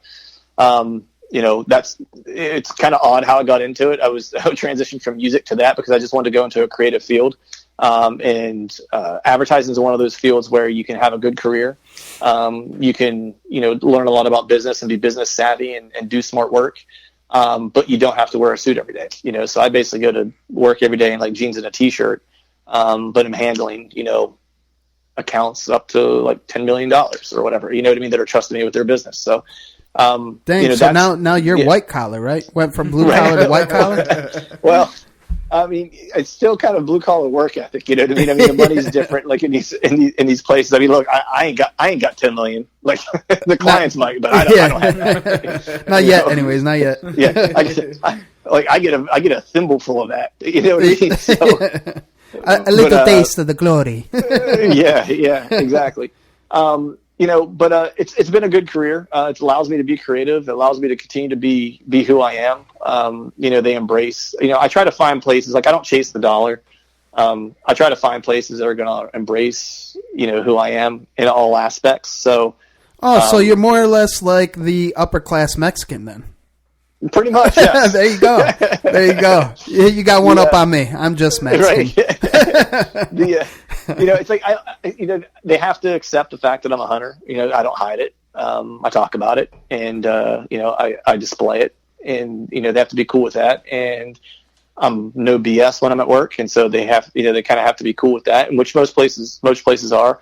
I have to say, it's like I've been to some places that aren't, and I don't last very long there. And the place that I'm at now is super rad, and they just treat people good, and they're just good people. And those are the type of people I like to work with. Like everything else will work itself out, but you just want to surround yourself with people, no matter if it's hunting, your work, your family, your friends. Like life's too short to surround yourself with shitheads. Hell yeah. And speaking of which, I mean, your new job, Absolute treats you like a baller. I mean, we were catching up the other day, and you were telling me you start a new job, and the way they wanted to have you set up, I was like, damn, bro, you're all set up. Royalty status. It's a good deal. You know what I mean? It's like, I can't complain about it. They provided me some opportunity with career advancement, and there's a lot of long-term opportunity at this place, which is great. But the more important thing to me, really, it's like, they have they're really big on work-life balance and making sure that you're doing the things that are going to help keep your head right and the head in the game whenever you need to be able to grind at work. Awesome. So, for example, it's like when we were talking, like they did their homework on me. They were like, hey, we know you're a big time hunter and you like to travel to hunt. And I'm like, yeah. They're like, our goal is we want you to be able to go hunt as often as you want to. They're like, because if you're doing that and having those experiences, that when you come back and grind, you're going to be that much more effective at what we're going to ask you to do. See, and so that's where it's at, man. That's how you know that they're a very successful business for sure, because that's where it's at.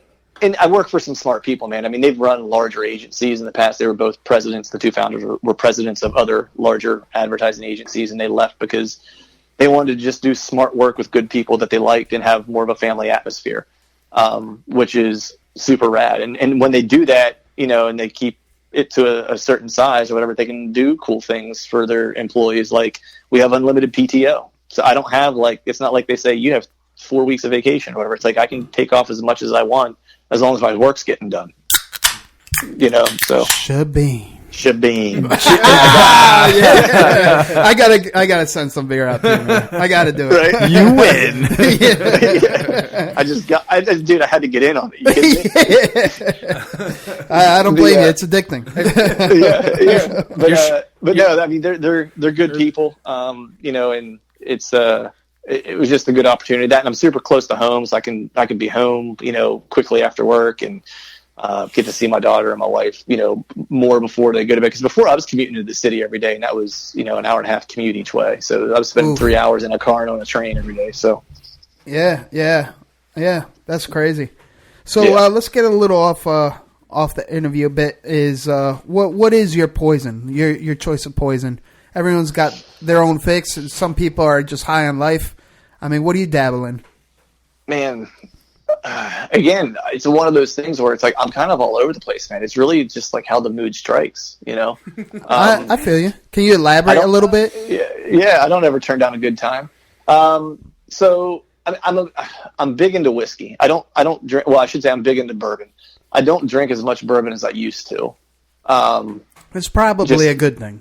Yeah, I mean, there was a period there where I was like, you know, it was, you know, easy bottle a week, you know, where it was like, that was, you know, every night, you know, putting a few of those down.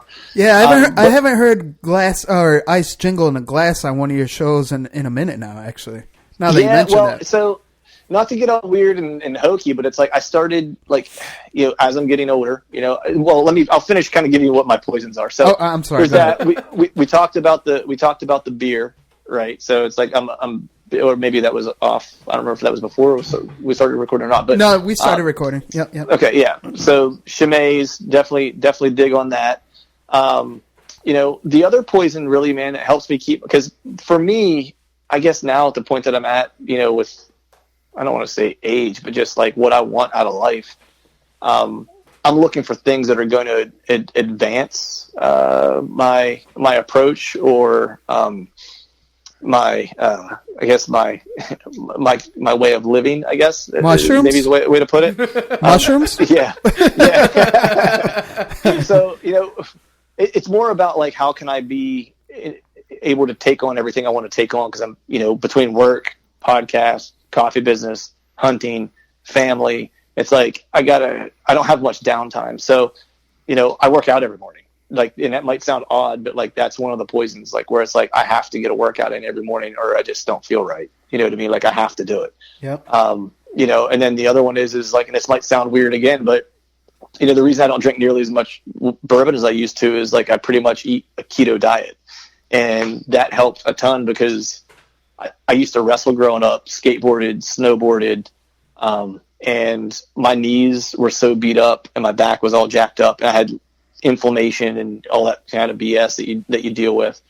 And as soon as I removed like all the grain from my diet, it was like immediately like inflammation went away, like clockwork. It was gone. And so that's one of the things that allows me to do the stuff that I want to do, because I'm more of like, I'm out and beyond the short-term gratification thing, I think. You know, it's like, look, I like a good beer and I like a good glass of bourbon or whiskey or, you know, whatever it might be, whatever party favors one might partake of. Even if they're of the earthy kind. Right, yeah, you have to have those once in a while, you know what I'm saying? Got to. Got to keep the balance. Right. But for me now, it's like the long-term play. Like, I have like the things that I want to do long term, and like what are the things that are going to get me there to do those things and have those experiences. So like, for example, it's like I went on one elk hunt 2 years ago and it was one of the best times I ever had. The only reason I'm not going this year is I'm drawing for Iowa this year, and so I really can only take enough time away to go on like one long distance like travel hunt or whatever a year. So so I'll be drawing Iowa, so I'm going to go to Iowa this year. But then next year, it's like I'll plan to go back to, you know, Montana. It's like, and I want to be able to stay in good enough shape to where it's like I can continue to hunt DIY style public land elk hunts for as long as I possibly can. And I want to be able to hunt hard and hunt aggressively and do what I need to do to have good, fun hunts, because I like type 2 fun. Like, the harder the hunt, the more I like it. And so I want to make sure that my body is able to withstand that for as long as it possibly can. Because the reality is like, once it's gone, you know, and like, once your body won't allow you to do it any longer, it won't allow you, then you can't do it anymore. Yep.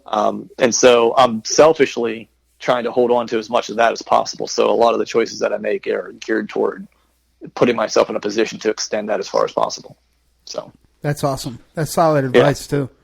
A little sneak tip to one of our segments towards the end of the show, but we can rally back to that. So I'm going to do a hard left turn to when did you start podcasting? Man, it'll be 3 years in June, I think. And I think June 20th, for some reason, it sticks in my mind. So it'll be our 3-year anniversary. And I didn't know if it was going to last 5 episodes. You know what I mean? Like, and that's just the truth of the matter. Like, don't listen to our first 5. Right. It's I don't know. Like, I started it really I was relatively new to the Philadelphia area. You know, I really didn't know anybody that hunted. I met a guy who was originally the co-host of the podcast, my buddy Phil. We're still good friends. He was the only other hunter I knew, and we worked together. And so I was like, we need to meet more people that hunt. And so I was like, let's just start a podcast. Because at the time I was doing the blog, and like the blog, it was taking me forever to write because I just have time. So I was like, you know what? Let's do a podcast because I'm better behind a microphone than I am behind, a keyboard.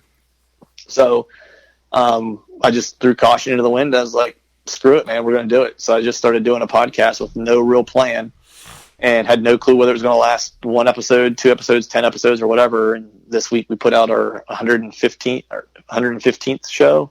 Hell yeah. And it'll be almost 3 years. And I still like it. You know what I mean? And it was really just a mechanism to learn more about bow hunting than I could learn, from the people that I already knew and had access to. So it expanded my hunting buddy network, and met guys like you guys. You know what I mean? It's like I wouldn't know you guys if it weren't for the podcast. Hell yeah. And then my buddy John, who he's the co-host of my show, man. But that dude, we might live 1,000 miles apart or whatever, man. But that guy's my road dog. You know what I mean? And then Chad Sylvester from Exodus, like that guy's like one of my best friends. Again, lives in Ohio. We met through the podcast. And now he and I hunt every year together for a week. We go and do a rut hunt together every year. We usually go to the nastiest, shittiest place we can find and camp out in an enclosed trailer, right? Yes, camp out in an enclosed trailer. This past year we leveled up and got an RV, but oh damn, see, baller, white collar now. Yeah, we white collared that. Well, that was his doing. I was ready to do the pool behind again. He's like, man, I don't know about that, dude. But we ran out of propane, and I was like, I'm too cheap to go get more propane. I was like, fuck that. I'm not refilling that thing. I was like, I got a sleeping bag, dude. I'm good. Yeah. But that's really kind of how it started and why it started, and we've been going 3 years. And, my whole thing is I don't have a plan for how long it'll go on. It'll basically probably just go on until I decide I don't want to do it anymore. It'd kind of be like Forrest when he was running. I'll just decide one day, be like, I've run far enough. Don't want to run. Yeah, it pretty much is what it'll turn out to be. I mean, I will say one thing as like a little precursor with the podcast, and I've not mentioned this anywhere. I've not even mentioned it on my own, but I think I'm looking at angles of different types of guests. I think going forward, I mean, I think it'll always be hunting at its core, but anyone out there listening, it's like if you haven't already gathered with me, it's like I'm a guy who has interest in a lot of things. And I usually don't stay solely on one thing for an extended period of time. And so I feel like that's kind of where I'm coming to with podcasting, where I still enjoy it. And I still love the hunting aspect of it. But like I've kind of said before, like hunting's so much more than just the kill and just the hunt itself. And so I'm starting to explore some ways that some ways and opportunities that I can explore those different avenues and alleyways of hunting in the outdoors that maybe aren't as specific to the hunting process and to the hunt itself. So stay tuned for more about that, I guess, but it's now, I'm percolating on it.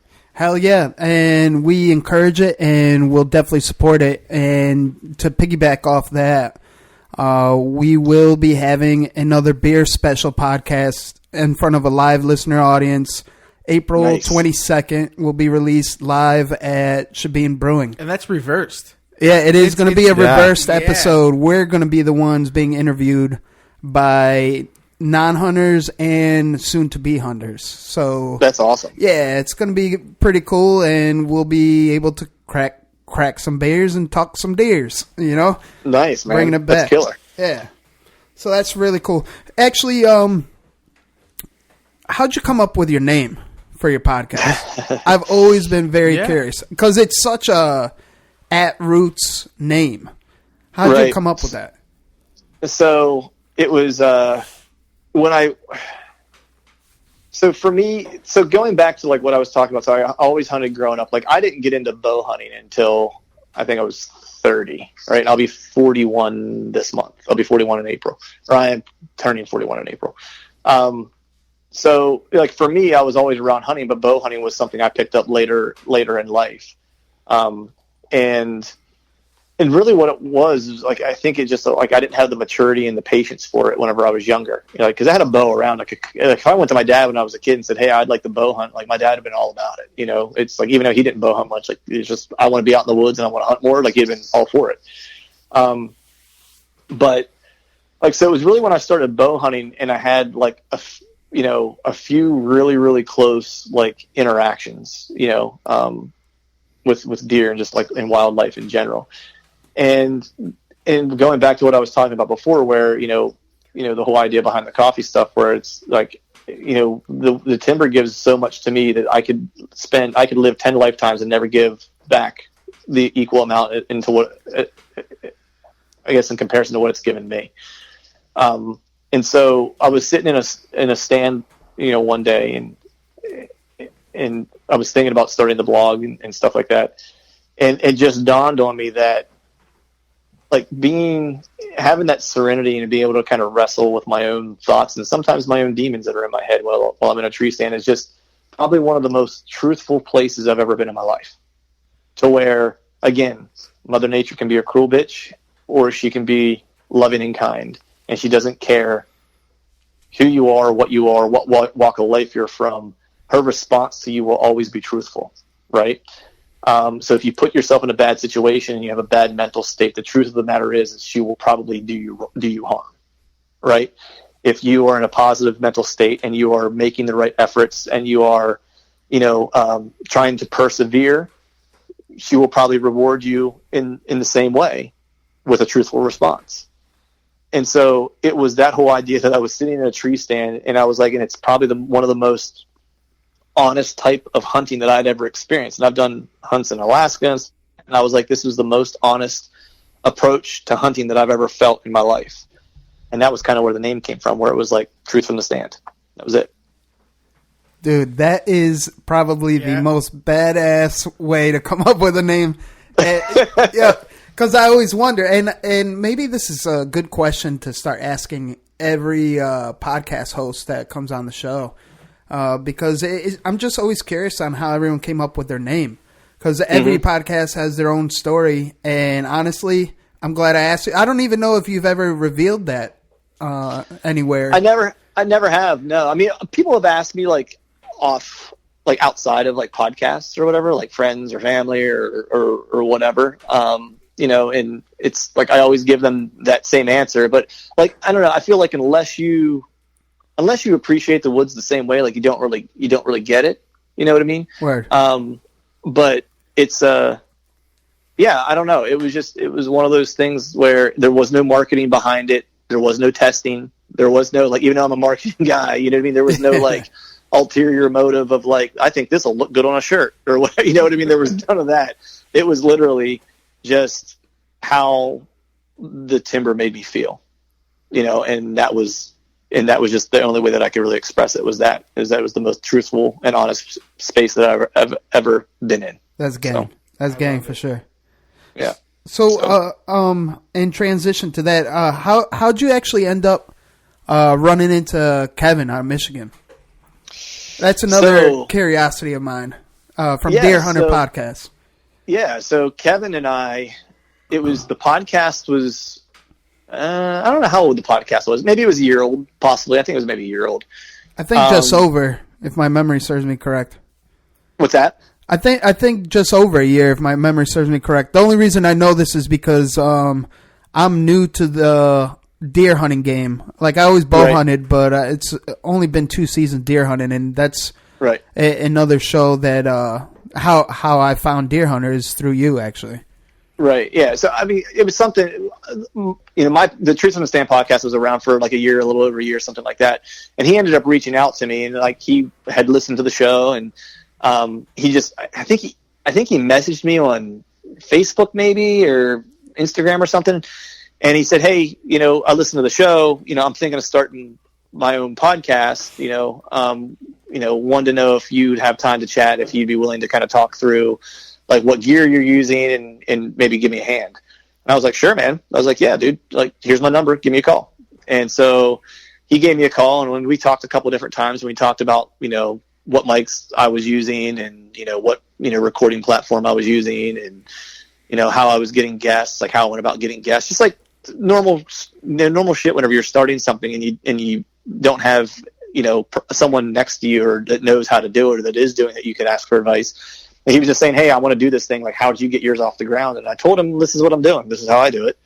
And he started the Deer Hunter podcast. And that was really kind of how we met. And we've just remained friends since then, And because the weird thing is that, man, like, I think he had tried talking, and you'd have to ask him this for certain, but I feel like, I'll just say in generalities, I've talked to not just him, but, not just Kevin, but like other buddies of mine who wanted to get into the podcast game and stuff like that. And they've reached out to some people that they knew or whatever the case was. And asked for advice and were turned down because the people basically said, hey, you're going to be my competition. And I just never felt that way. I always kind of looked at it as rising tides raise all ships. Yes. Is always kind of my mindset. Unity. The other aspect of it is that, look, hunting's in a space where like we can't have infighting. If you want to infight, like I suggest you go find somewhere else to go vote for Hillary. Yeah, you can go like buy a hunting license, but screw off. Yeah. You know what I mean? Like Straight that's up. kind of my perspective. You know what I mean? Because we just don't have room for that, man. That and I got into this like I had no delusions of grandeur. Like my goal was not like to become the next Steve Rinella. Like Exactly. That wasn't the goal. My goal was not to become the next Mark Kenyon. That wasn't the goal. The goal was to meet cool people, do cool hunts, learn more about hunting, and learn how to kill big deer, and continue to have the type of experiences in the outdoors that I wanted to have. And along the way, it evolved into all those things, plus how can I give back more than I'm taking? And that, in my opinion, should be the mentality that people have. So anyone who wants help, it's like I'm always willing to help them in that capacity because it's working toward the greater good. Like my buddy Sam Soholt gave me a good quote. And if you don't know Sam Soholt, he has the Public Land Bus, and he's out turkey hunting right now with the guys from the Hunting Public. Yep. But we were talking about it the one day, and he said, there is no competition in conservation. And I was like, that's just a perfect way to frame it. Exactly. So that's kind of how Kevin and I met. And actually, Kevin and I were just texting today. I don't even remember what it was about, but we'll text about podcast stuff. We'll text about hunting stuff. And then we'll also text just about random shit that we see that we think's funny. So, random gifts and stuff like that. Yeah, man. I mean, we're buddies. You know what I mean? Like, and that's what it's all about. Shabeen. You're the man, Clint. It's better to say shabeen than being shabeened. Yeah, that's a thing now. I don't know if you knew. People get shabeened now. Yeah. Nice. Is it kind of like getting iced? Yeah, straight up. Straight up. That's exactly what But happens. you don't remember it. Yeah. Right? If you get shabeened, you just remember you got shabeened. You just don't know what happened as getting shabeened. And then there's shabeeners. Yeah. Now we have shabeeners. That's a thing. But nice. But that's cool. In retrospect to what we were just talking about and how you were kind of lending out a hand to Kevin, is the same thing what we're all about, and we tip our hats off to Kurt and the boys out there to Working Class. I mean, they're the first podcast to sponsor another be the title sponsor for another podcast, and it's for a reason. I mean, the podcast game in itself is amazing, and our whole mission was just to really lay down education and give an outlet to our liberal section of the woods, so to speak. Because in the beginning, it was really tough to be a successful hunter and flaunt it. Not that we like to show off, but I mean, we want to celebrate. And we always had to look over our shoulder to celebrate. So now we give a platform to that. And to think in a bigger perspective, we want to represent the whole East Coast to kind of, bring new education out towards the Midwest and the West, so to speak. This way to give options, mainly. So what I'm leading to is the whole mission is definitely unity, numbers, and conservation. The only way that's really going to really portray and operate and work successfully is by doing stupid small stuff like that, is banding together. Like you said, I mean, the perfect analogy would be like an army of ants. They accomplish major, unrealistic goals and bring it to light once they team up together. And that's what it's all about. I mean, even when you were telling the story about when Kevin had called you and asked, I mean, that just brings back the days of me talking to Kurt. Kurt helping us out and everything from the beginning when we started. Yeah, man. I mean, I'll put it this way, man. It's like when I run into folks that if I get a bad vibe from them, like they're in it for them, like I don't talk to them anymore. Like, you know what I mean? Like it's just, and it's not just in the outdoor game or the outdoor world. It's in life in general. Like I don't suffer fools very, very, very well. Yeah. So I'm pretty quick to analyze what I think you're all about. And if you're not on the tip, then no hard feelings, it's not like I hate you or wish you any ill will or anything like that, but like, I just don't have time for it. Yeah. It's just not for you. I can relate to that. I'd rather put the energy into the good people around me. You know what I mean? Like that's what I'd rather do. I'd rather help, that group, rise than struggle to, put effort into this person over here who's never going to give an ounce back. I'm just not into that. I can totally relate to that, Clint, because I had a close friend of mine and a hunting partner who was all about himself, and I didn't see that into it, because I wasn't into what his beliefs were and what his thoughts were, and how putting down other hunters because they might have shot a 4 or 6-pointer or whatever. We bring him to the taxidermy shop, and he would look at the antler and be like, "Why did you shoot this?" And it's like, that's not what this is all about, and it's not what we all believe in. And why am I gonna put energy into a friend of mine or what I thought was a friend of mine if he's just so negative on others? And you gotta find the greater good of everybody. Yeah, that's just it, man. It's like, look, I'm the first person to say it's like, I have certain goals when it comes to hunting that I want to achieve, right? And those are my goals. I don't, like, they're not your goals. Right. You know what I mean? So absolutely. It's like if you want to do something else, whether or not it's something I would do or not, as long as it's ethical, I don't have a dog in the fight. So if you're happy, I'm happy for you. That's it. That's kind of my approach. And just at the same, it's like, if I want to pass a deer because it's not the one or not what I'm looking for, it's like, and you would kill that deer. It's like, you equally should not be upset with me for passing deer. You know what I mean? It's like, because I've seen that happen as well. Like where it's like, I've seen people, flame other people because it's like, oh, you're passing 130-inch deer because you live in Iowa. It's like, well, man, then move to Iowa.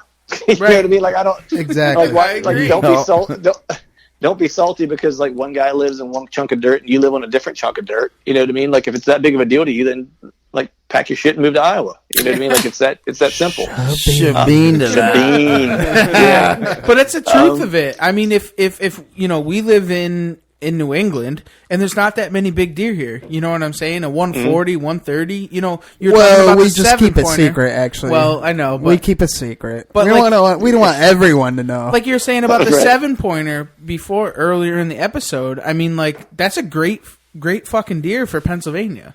And that's what you guys wanted to take. And what does it really matter? It's no Illinois or Iowa buck, but it's something where you come from, the dirt that you live on. That's a trophy. Yeah, man. I mean, I tell you what, man. You find a 4.5-year-old in Pennsylvania, especially like there's some areas in PA that are getting a lot better, especially when you go out toward Pittsburgh. I've started hunting, like I was mentioning, that swamp this year. There's a couple public pieces close to me, like around the suburbs that there was one in particular. There was a 150-inch deer that I was chasing this year out this way around Philadelphia or around the suburbs of Philly. So there you can find pockets, right? But like, that's not going to be mistaken for Ohio or, Iowa or anything like that. But, good deer can be found just about anywhere. It's just a matter of how target rich the environment is. And that area in which our family farm is, it's like, I've never seen a deer in that area on that farm, trail camera or otherwise, that was any bigger than that deer that I was hunting. Like, that was the biggest one I'd seen. Now, my father-in-law, because it was his farm, he had a few different racks in the basement of the cabin that, like, were probably pushing like 125, just like a couple inches bigger than that one. And those were like the biggest deer that had ever been killed on that property. You know what I mean? So, like, this deer for that property was in like the 1 percentile of that property. You know what I mean? So, you know, as far as the caliber and quality of the deer in comparison to the stuff around it, I mean, it was at the top end, right? But even if it wasn't, like, who cares? You know what I mean? I totally agree. I totally agree. And that's like today I found a shed for like a 130, you know, and I'm in cloud nine. I can't put the thing down. I'm holding it, you know, because there's not a lot of those around because everyone's going around shooting a lot of the smaller deer, but that's what they want to take. That's what they want to take, you know, and we're going to find them in the pockets we need to find them in. Right, that's just it, man. It's like I've managed to find a couple little pockets in PA where, you know, I can find some good deer, and then when I want a chance to, like, have a really good chance at killing a bruiser, it's like I go to Ohio. That's it, man. You know what I mean? It's like, and I go to a place where I can make it happen. I'm not going to complain about it. It's like, I don't know, man. Like, I'm not into complaining about stuff. It's like either change your situation or shut up. Exactly. I totally agree. You know what I mean? Like, I don't have a lot of, you know, I don't dig complaining, especially if you have Clint, the ability to change it. Clint, you made it to our first segment, or nice. one of the next two segments actually of the show is Ninja Tip of the Day. Oh, because he's kind of getting into it there. Yeah. And you've had a lot of solid advice throughout the whole episode. Actually, is what's your best advice, Ninja Tip of the Day for the Ninja Woods, for all our listeners out there? All right, I'm gonna go with two. Can I give you two ninja tips? You can give us all the tips you want. Please do. No homo. We'll give you two ninja tips because it's kind of a ninja bow. It's part ninja, part Rambo. So you got to have a tip for each side. Oh, right? I like that. Ninja bow. Okay. Yeah, ninja bow. So the one is, like, and this is something that I mentioned earlier that I'm trying to do better this year, which is just hunt hot sign. Like, if you do nothing else, like, find hot sign, trust your gut, set up on it, be aggressive, especially if you're hunting public land. You can afford to be aggressive because that deer is going to move, and you can either go find that deer or you can go find another deer. It's a little different if you're hunting on smaller parcels, where if you're hunting your back 40 and you know where a deer's bedded and you bump him out, you know, he may not come back for a week, 2 weeks, whatever. But, you know, deer typically will take more pressure than we think, and that's one thing that I've learned from guys like Cody and, you know, Zach Farrenbaugh from the Hunting Public. Like, you know, that's the rules they kind of live by, man. It's like we treat these deer like with kid gloves, and they actually will take a lot more pressure than we give them credit for. So just because you bump that deer out of that bed 3 days ago doesn't mean that he's going to come back and not come back and bed in that, or and bed down in that same spot.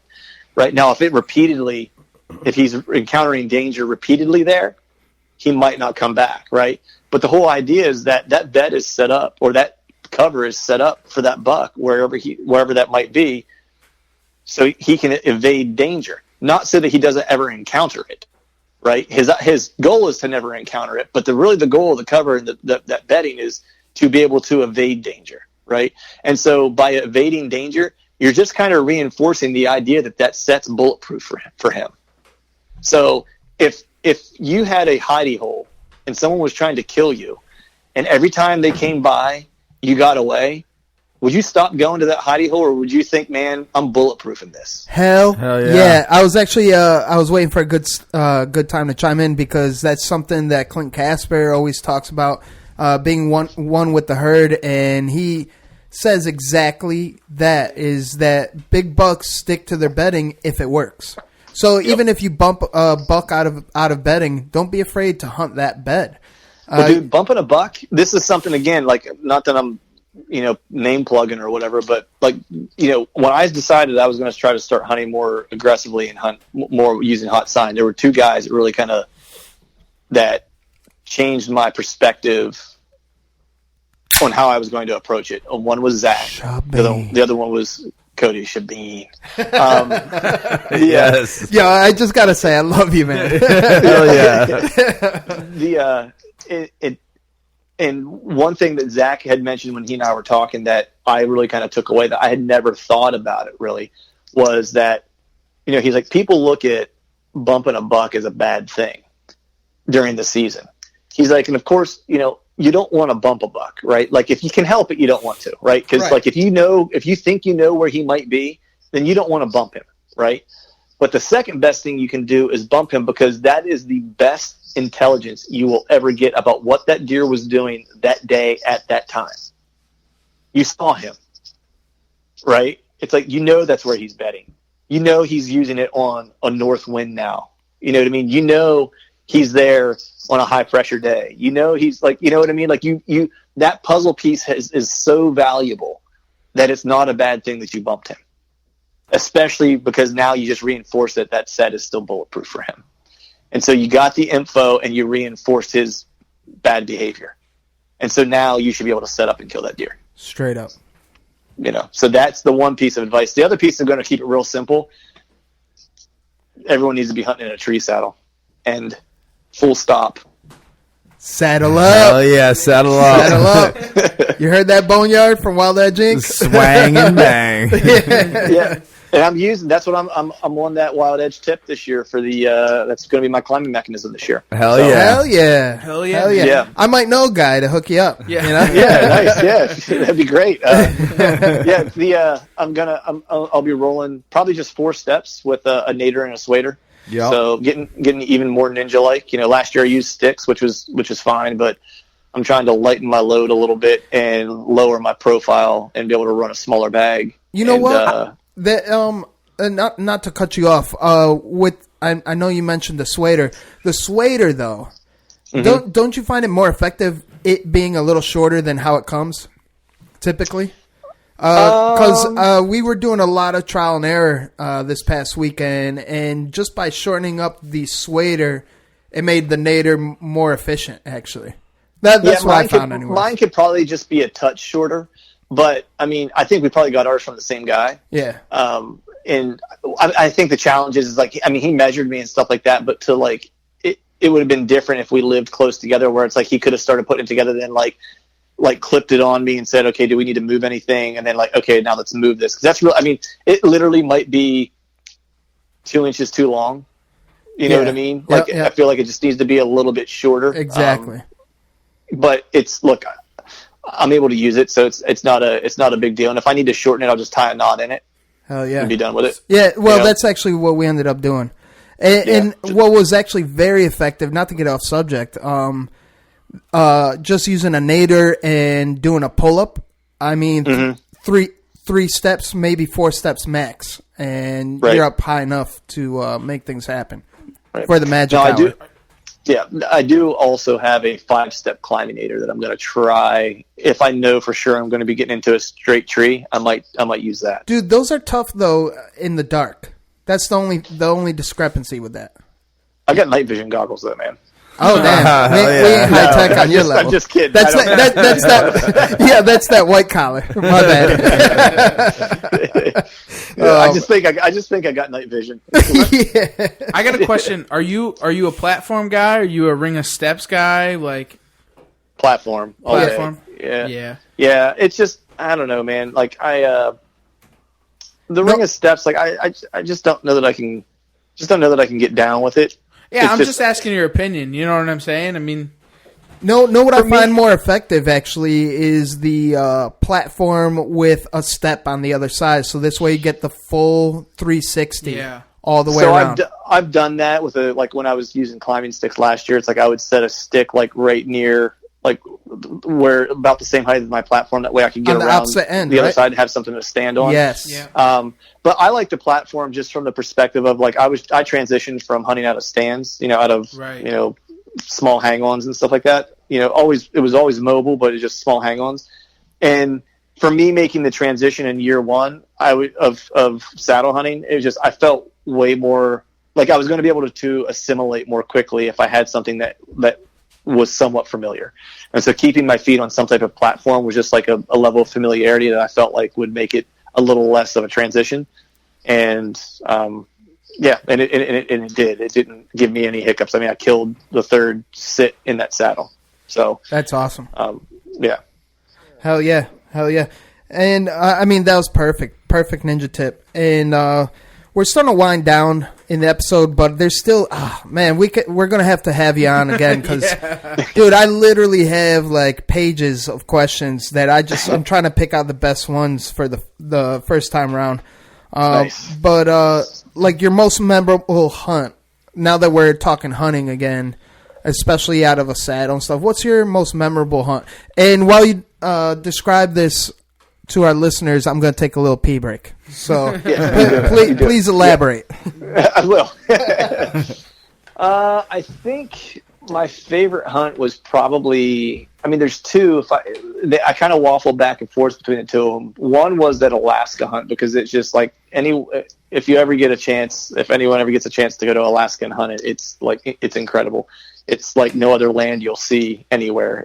You walk places where you feel pretty confident that you might be the only human that ever touched that spot, which is just kind of a weird feeling. That is incredible. What's that? It's incredible that you could be walking where no one's ever stepped before. Yeah. I had a really close encounter with a bear that trip. That was not pleasant. I would highly recommend not doing that. But everything else I'd recommend.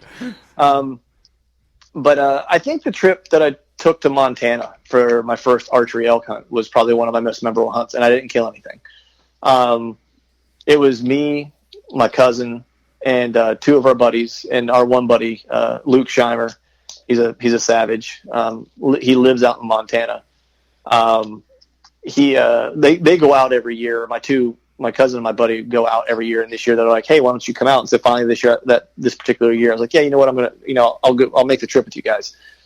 And so, we packed up a truck. We drove straight through 39 hours to get out there, and we were camping we were staying in the mountains, and there we were hunting on some BLM land, block management land, and it was in southwest Montana. And the way you get into this area to hunt, it's like all this BLM land mostly is owned by ranchers, and basically the state of Montana says, "Hey, rancher guy, if you allow public access on your property, we'll, give you X amount of dollars for this access or whatever," right? And so it's a little bit of like a kickback for them to open up their land. And it'll be, fields and cattle will be grazing on it. But in between those fields would be like big chunks of like dark timber. When I say fields, it's not like fields like we're accustomed to. I'm talking like tens of thousands of acres of like open ground or whatever, right? So we drive into this little spot. It's like this little 2-track that goes up through this mountain, and it was an hour-and-a-half drive up this mountain. And I don't know how far it was in the mileage exactly, but we were going probably like 10 to 20 miles per hour, through this mountain on this 2-track, and it took us an hour-and-a-half to get there. The one truck overheated the one time because basically we were packing in all of our stuff. So we had 3 canvas tents, so 2 for sleeping, and the one that was for sleeping also had our kitchen in it. And then we had 1 canvas teepee tent that was for nothing but where we were keeping all of our food and stuff like that. And locked coolers and shit like that so the bears don't get into it. And so we drive into this area, man. It's just it's like nothing I've ever seen before in my life. Just like the mountains, the vistas, the open space, and it's just unreal. And the elevation, our base camp was at 8,000 feet, and we were hunting up to about 12,000 feet.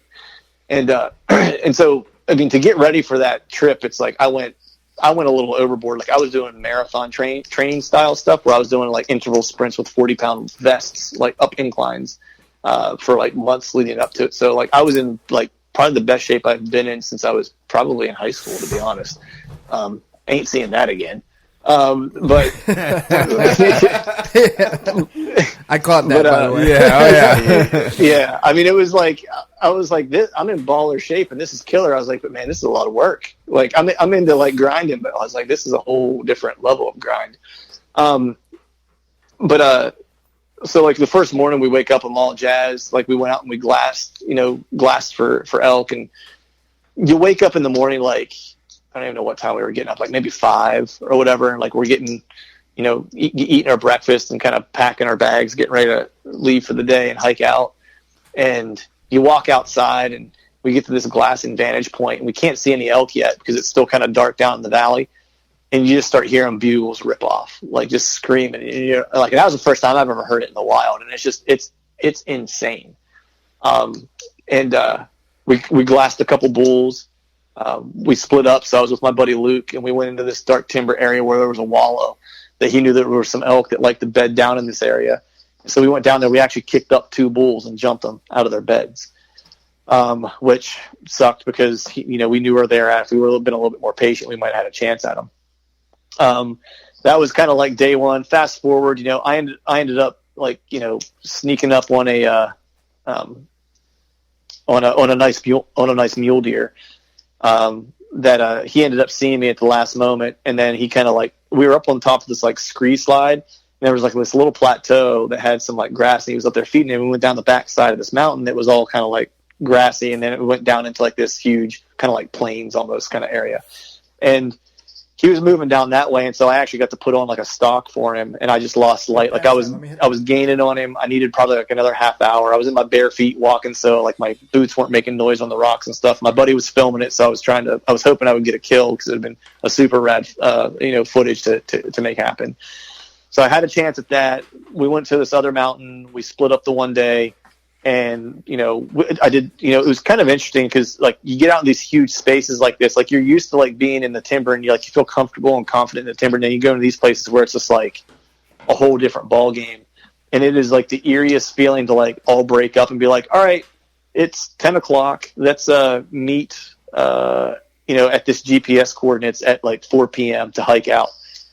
And it's and you're going to spend the entire day alone, in the wilderness, hiking all over the place where it's if you get lost, you're screwed. You know what I mean? There's no road to come upon that you're going to be able to hike down to find a house or anything like that. So exactly. We split up a couple times, and I actually saw a really nice 6x6 that I just didn't get a shot at. That was a monsoon rain day.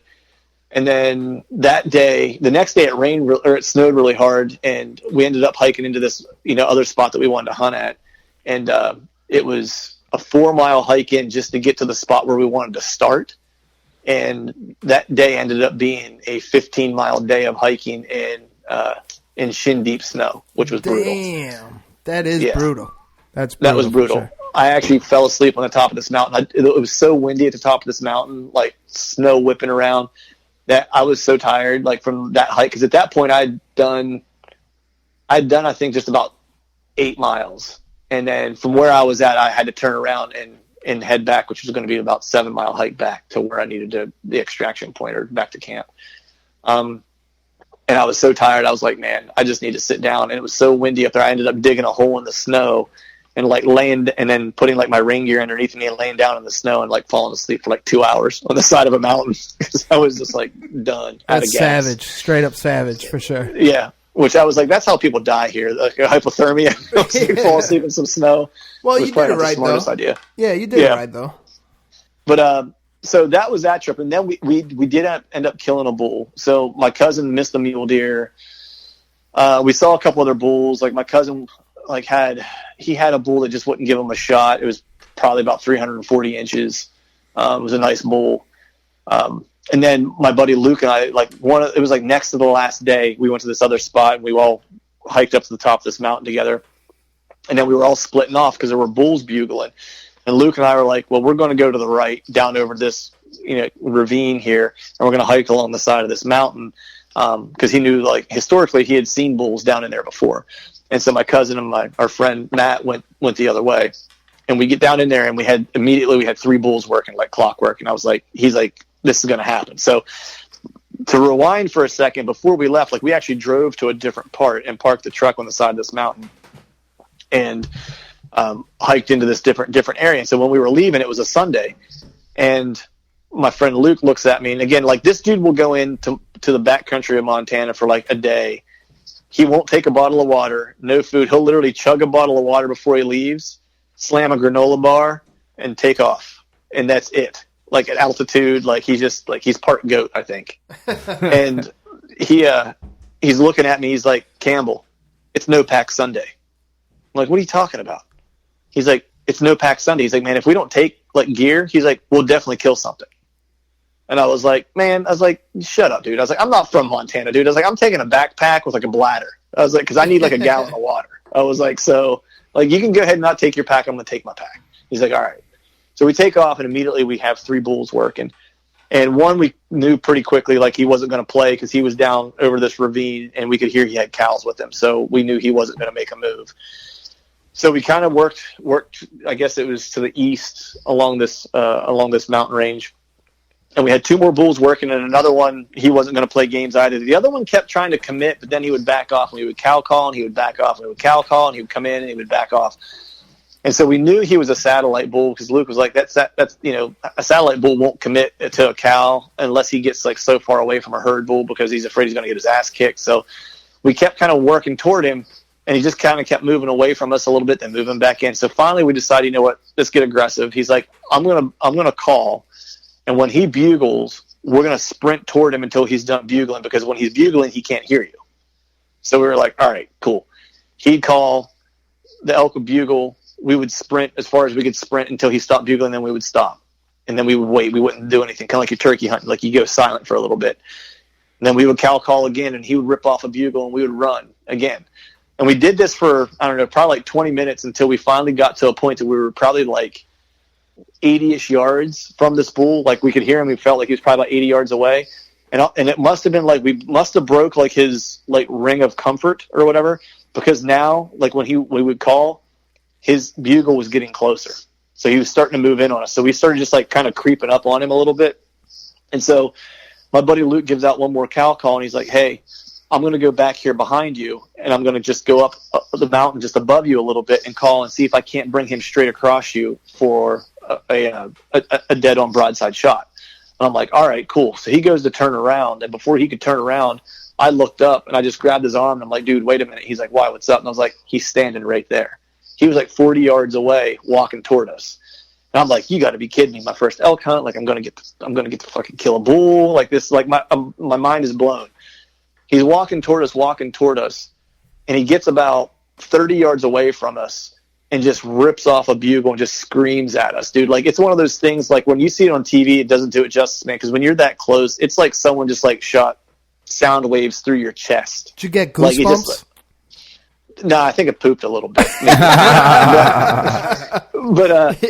So we're standing there, and he's walking toward us, and we're behind like this little bit of, like, it wasn't even brush. It was like a little, like a branch from deadfall, right? So we had a little bit of breakup, and he was kind of behind a tree a little bit. And so we both went to draw back. Luke got drawn the whole way, and I got stuck mid-draw, and he picked his head up and was looking at me.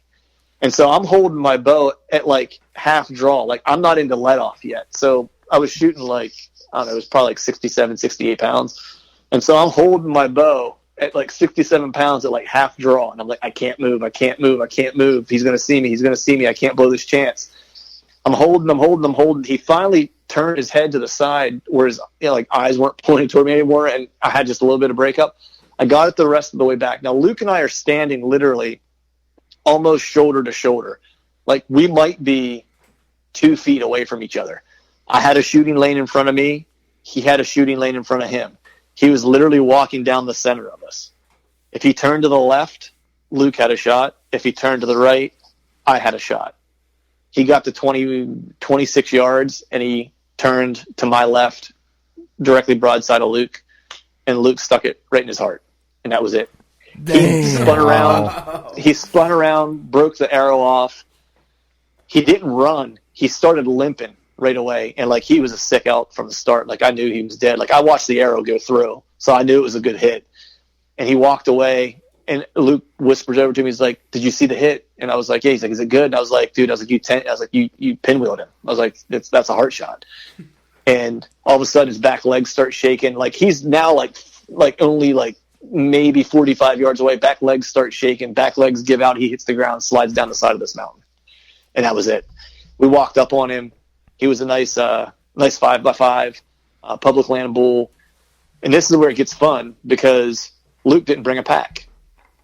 And so we had to now quarter this thing out in the snow with a like 2.5 mile, 3 mile hike back to the truck, that half of it was uphill to the top of the mountain because we were down at the bottom of the mountain now, and then down the other side. And He took a quarter, I took a shoulder. I carried a shoulder out on my shoulder in the dark because I was the only one who had a headlamp, and my headlamp died.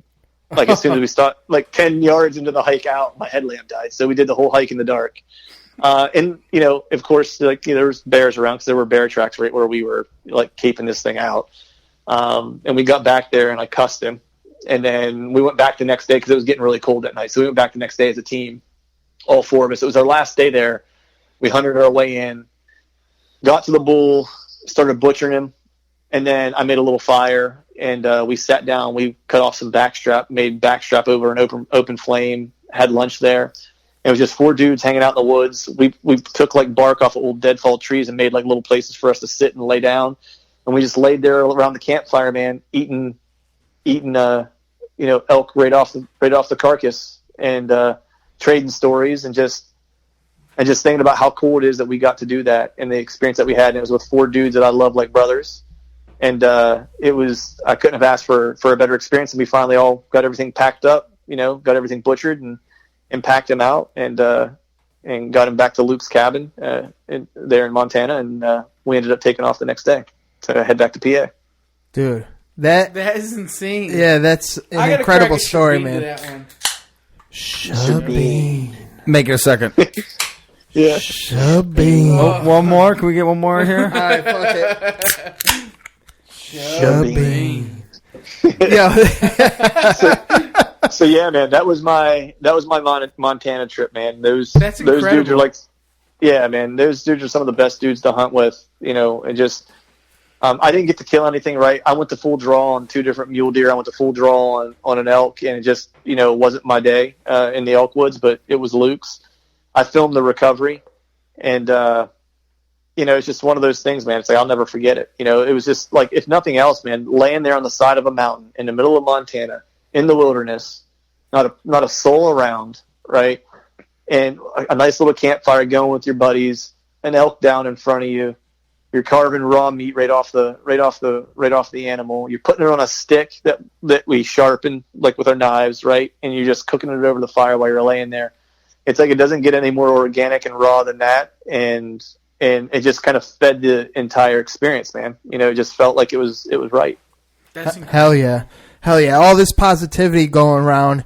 You made it to our last segment of the show. Nice.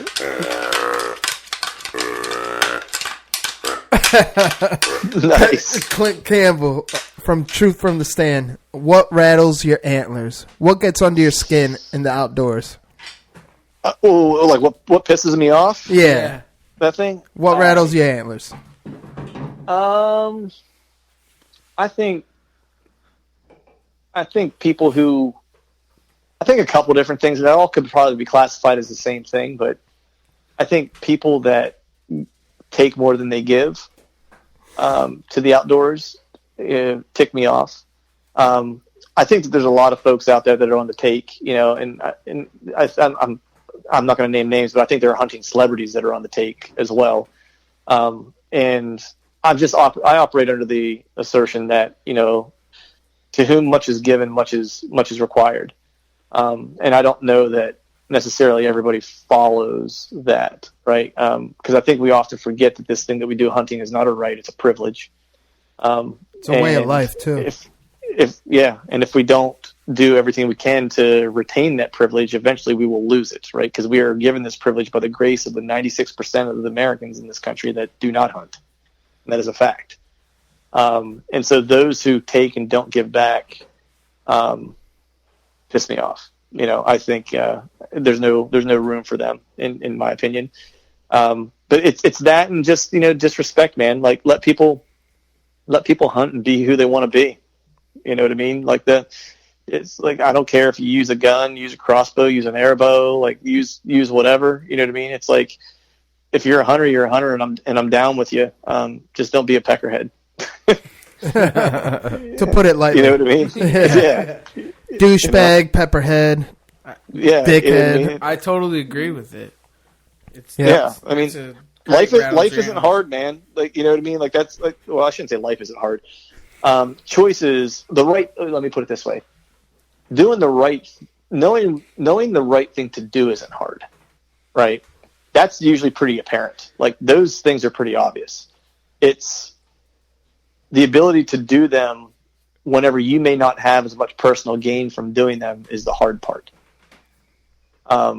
And it's the people who continually make the right decision, the hard decision, are the people that we should rally behind. The people who don't are the ones that we should leave for the lions, essentially. Preach it, brother. So I'm just big on those types of things. It's like, it's, the hardest thing to do is to do the right thing when no one's watching. It's really easy to do it when everyone's watching you. It's doing the right things whenever nobody's watching. That's character. And those are the people, and those are the types of people that I want in our hunting community. Amen. So, round of positivity. Let's end the show right. Is round of positivity. Let's start with Ryan the Porn Star. What you got? Round of positivity I got is I'm just thankful for the knowledge that I've gotten from this episode. I mean, you've given us so much knowledge in the hunting industry, the way you hunt. I saw you take a lot of notes. I took a lot of notes out of this episode. I know you were looking over here. Don't even look at my notes over here, dude. I like to cheat. I'm taking a lot away from this episode, not only hunting, but just life in general. You definitely bringing a lot to this. I'm thankful for having you on tonight. So, and on a positive note, I took a lot of notes this episode. Straight up. Trev, what you got? No, again, I mean, piggybacking off of what Ryan said, I mean, having you on the podcast, learning a lot and listening and the things that you believe in and stuff, it's just an amazing thing. Nice. And it's nice. Clint, what you got? Man, I'm just thankful that there's a crew like this, man. You know what I mean? Like, it's just this group that we belong to, the hunting community, is pretty special. And for, look, the things that rattle my antlers, right? Like those things definitely tick me off, but, there's a lot more good people out there than there are bad people, and that's in every walk of life. It doesn't matter what, whether we're talking firemen, hunters, or police officers, or, the gas station attendant, like whatever, man. Like there's good people in all walks of life and there's bad people in all walks of life. It's just, and I'm just thankful that I've been able to be surrounded by the good guys, and I hope it doesn't stop, man. It's just like I always look forward to meeting new people and adding to the collection of rad people that I know that I call friends and I call brothers. And I guess the only sad thing about it is I don't get to see them and spend as much time with them as I would like to, because most of us are all spread out in different parts of the country. But on a positive note, it makes it that much more special when we do get to do those things. So I'm just thankful for those things, man.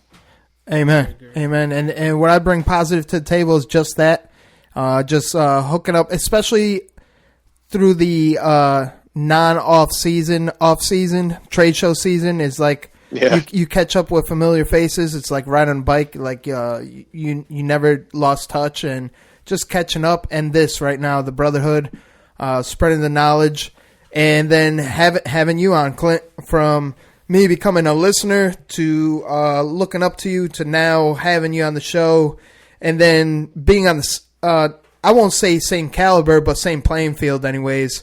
That's a privilege in itself.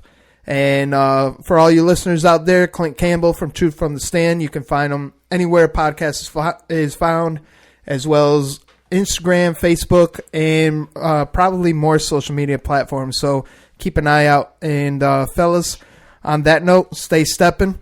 Stay slaying.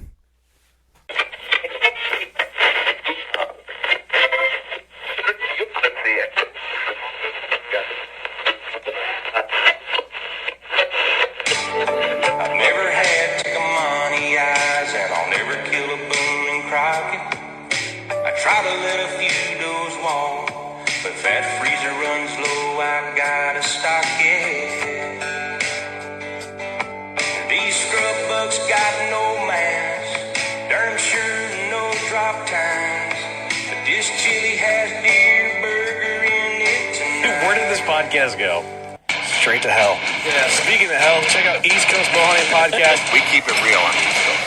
First of all, I'm addicted to the show. I like that. That's cool. Hunt, you live it, you breathe it. It's a whole different world. Just East Coast has a little bit more of an edge and a grind. It's a fantastic thing. You guys are fucking awesome. Well, number one is you guys like deer. I want to feel like I'm hanging with the boys. You're the guys that showed up. But I actually saw Jesus. point where it is now where it's insane. Let's get the fuck out of here. Just want to get the realest people possible in the industry. And it's going to piss people off. We're not doing it right. Nothing forced, all fucking natural.